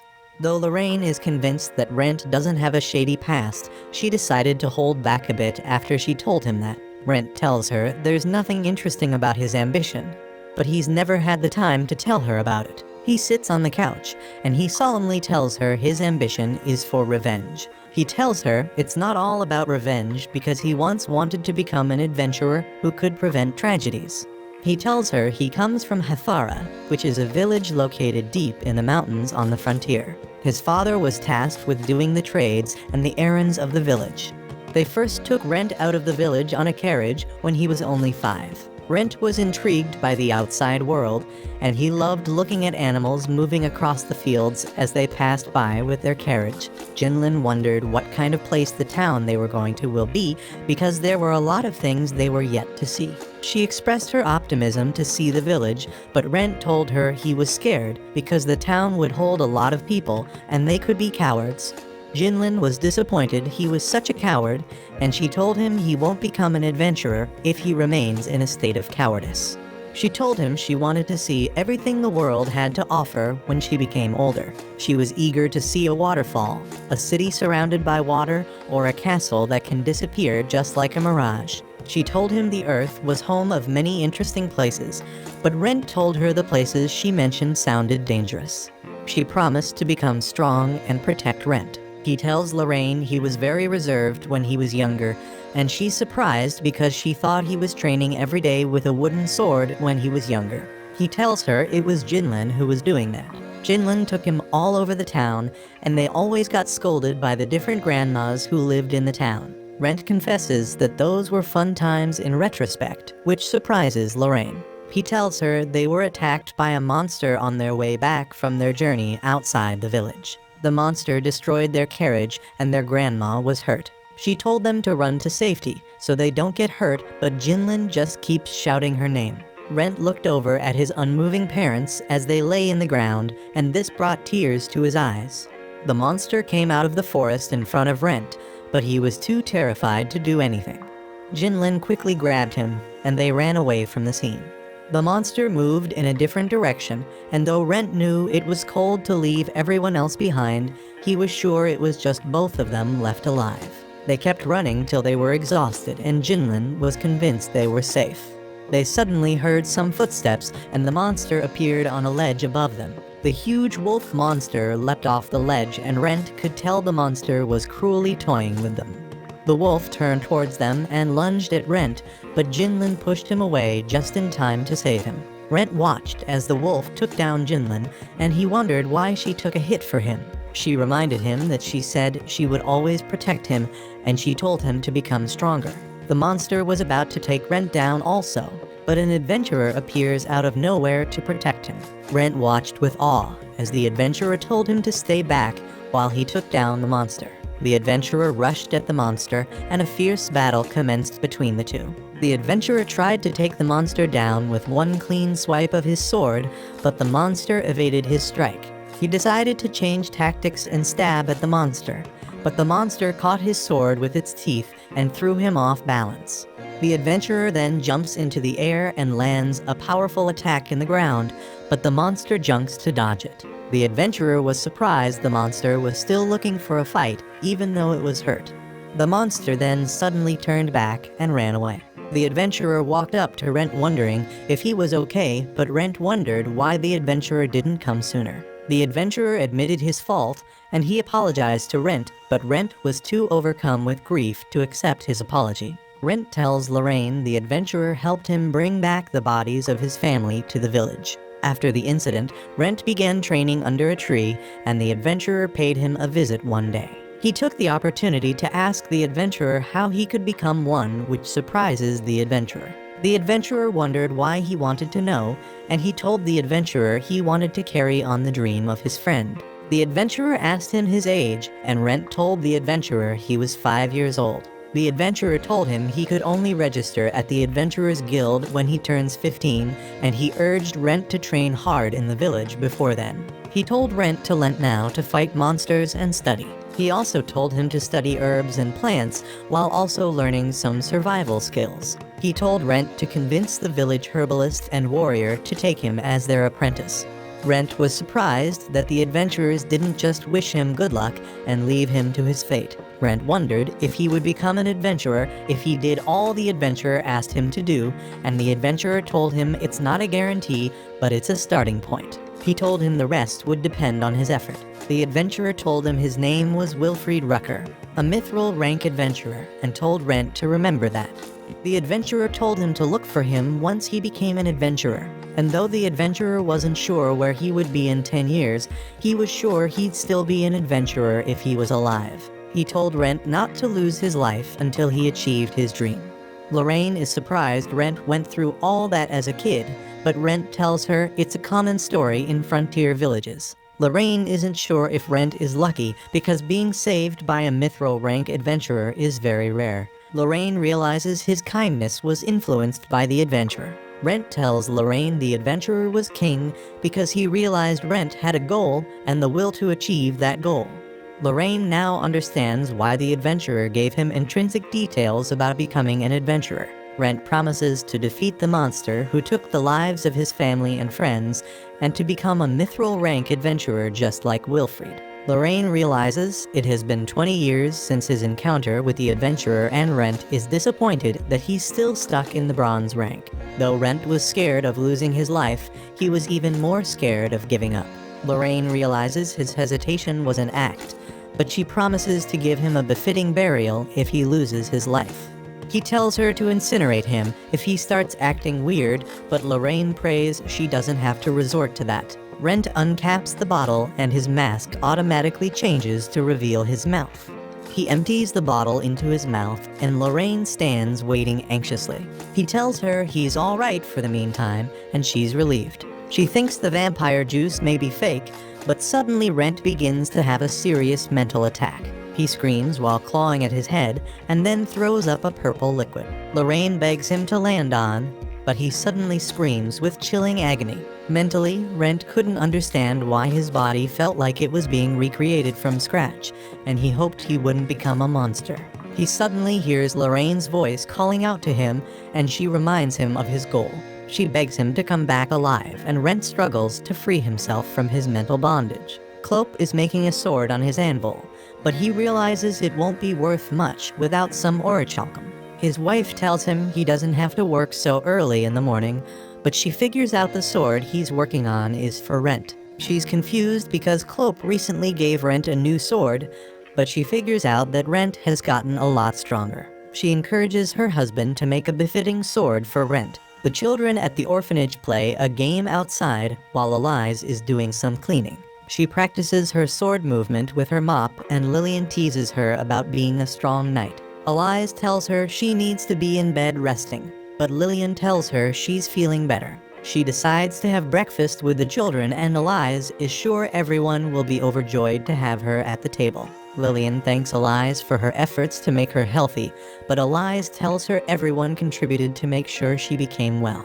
Rise, Laura, and Rena are the first adventurers to enter the guild early in the morning, and Sheila welcomes them. Rise looks through the open job requests, and he thinks about taking one on the second floor of the labyrinth, but Rena tells him it would be too difficult for them. They decide to go for another request, but Sheila advises them to be careful while they're in the labyrinth. She tells them to turn back if they feel anything is amiss, and they promise to heed her warnings. Rent gains consciousness in a mental plane, lying in a huge sea with the blue sky above him. He feels so sleepy, and he realizes it has been so long since he felt the need to sleep. Since he became an undead, his body and his heart always felt empty, but he felt more humane with each evolution he underwent. He began to lose all the fear and despair that engulfed him after he became an undead. He figures out that he was only able to endure it because he was immortal. He finally gains physical consciousness, and he wakes up to see Lorraine reading by his side. He wonders what she's reading, but she's surprised he's awake. She tells him she was reading about the classification of vampires. She tells him it's rare to see powerful vampires, which makes it harder to classify them. Rent wonders why she's reading the book, but he figures it out after she congratulates him on his successful evolution. Rent looks at his skin, and he wonders what he has become. Lorraine tells him she can run tests to confirm, and she tells him to take off his clothes. Rent takes them off, and Lorraine studies his physical appearance. She notices wings on his back, which surprises Rent, but they suddenly shrink, and Lorraine realizes he can change their size if he focuses on them. Rent wonders what he has become, but Lorraine tells him she's not sure. She tells him he's a weaker vampire, but she has never seen one with wings, so she decides to look it up later. She tells him to show her his face and open his mouth. She notices small fangs, and she tells him he's like a vampire. She tells him to reveal the upper part of his face and open his eyes. Rent does this, and Lorraine notices his eyes are red. She tells him vampires are known to have red eyes, but humans do too, so he won't stand out so much. She's glad to see his face again, and she tells him she has been yearning to say something to his face, which makes Rent wonder what she has to say. She touches his face and welcomes back Rent Faina emotionally. Rent tells her he's glad to be back to a semblance of his old self.